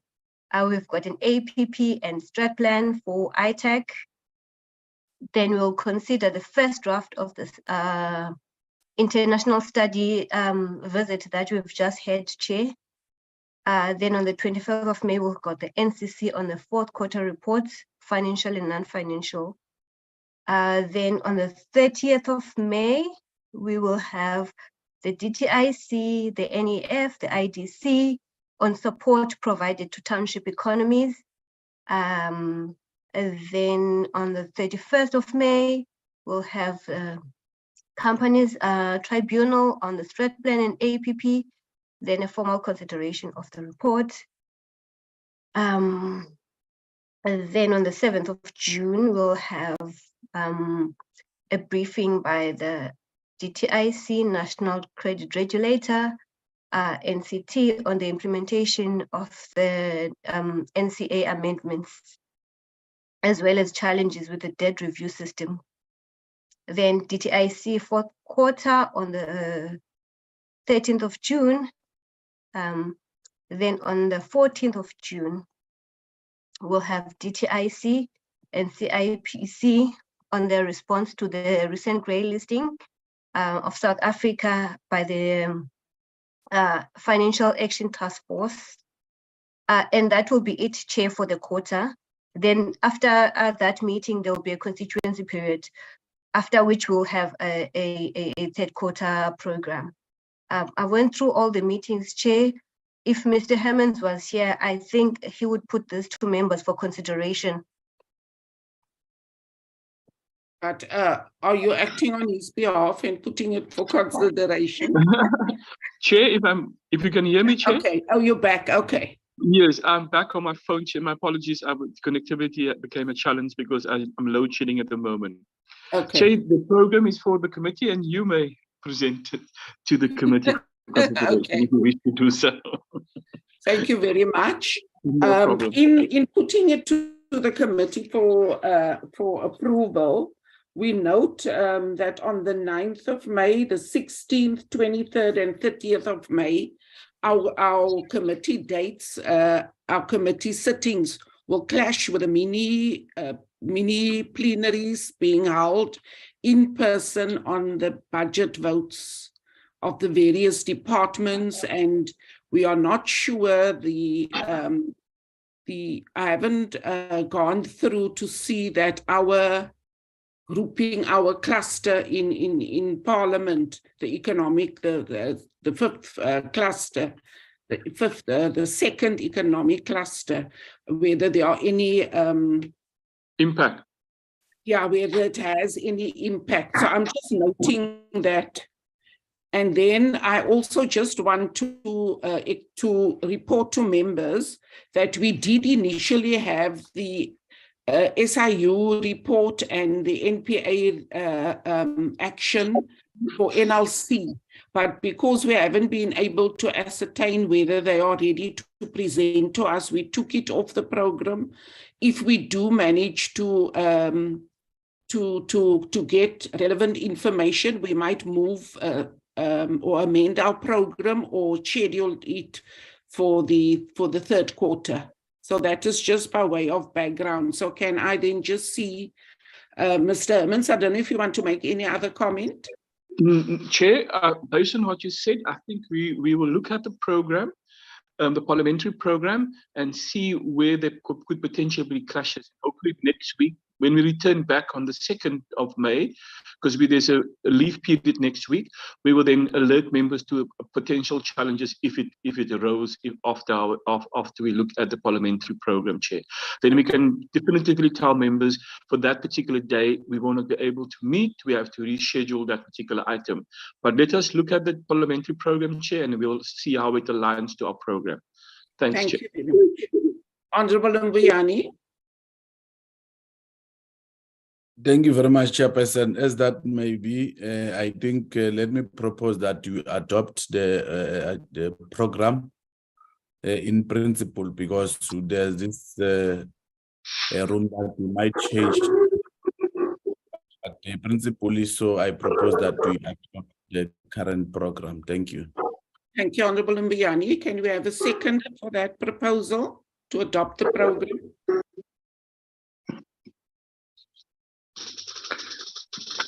Seconded, Chair. Honorable Mulder. Malamatia, Chair. Okay, I saw Honorable Mulder's hands before that. Okay. But we take it. Thank you very much for seconding that proposal. Did you want to second, Honorable Mulder, or make a comment? Chair, I just wanted to make a comment. Maybe I should oppose the proposal just for on the lighter note, because it seems to be a lot of meetings. Let's rather just leave it at that. Okay, thank you. Thank you very much. Yeah, I suppose you're itching to be out in the field. Thank you very much. So that means our program is adopted, and we do note that there might be changes which you will be informed of in good time, looking at the parliamentary program of the program of Parliament. Thank you very much. Can I ask the committee secretary if there are any announcements? Chair, the announcement is that our next meeting will be on the 2nd of May. There's a leave period for next week, Chair, and I think we will consider the APPs of SABS and the NRCS on the 2nd of May, Chair. Thanks. Thank you very much. Thank you very much, members. That concludes the business of the day. And the meeting stands adjourned. Thank you. Long live, Chair.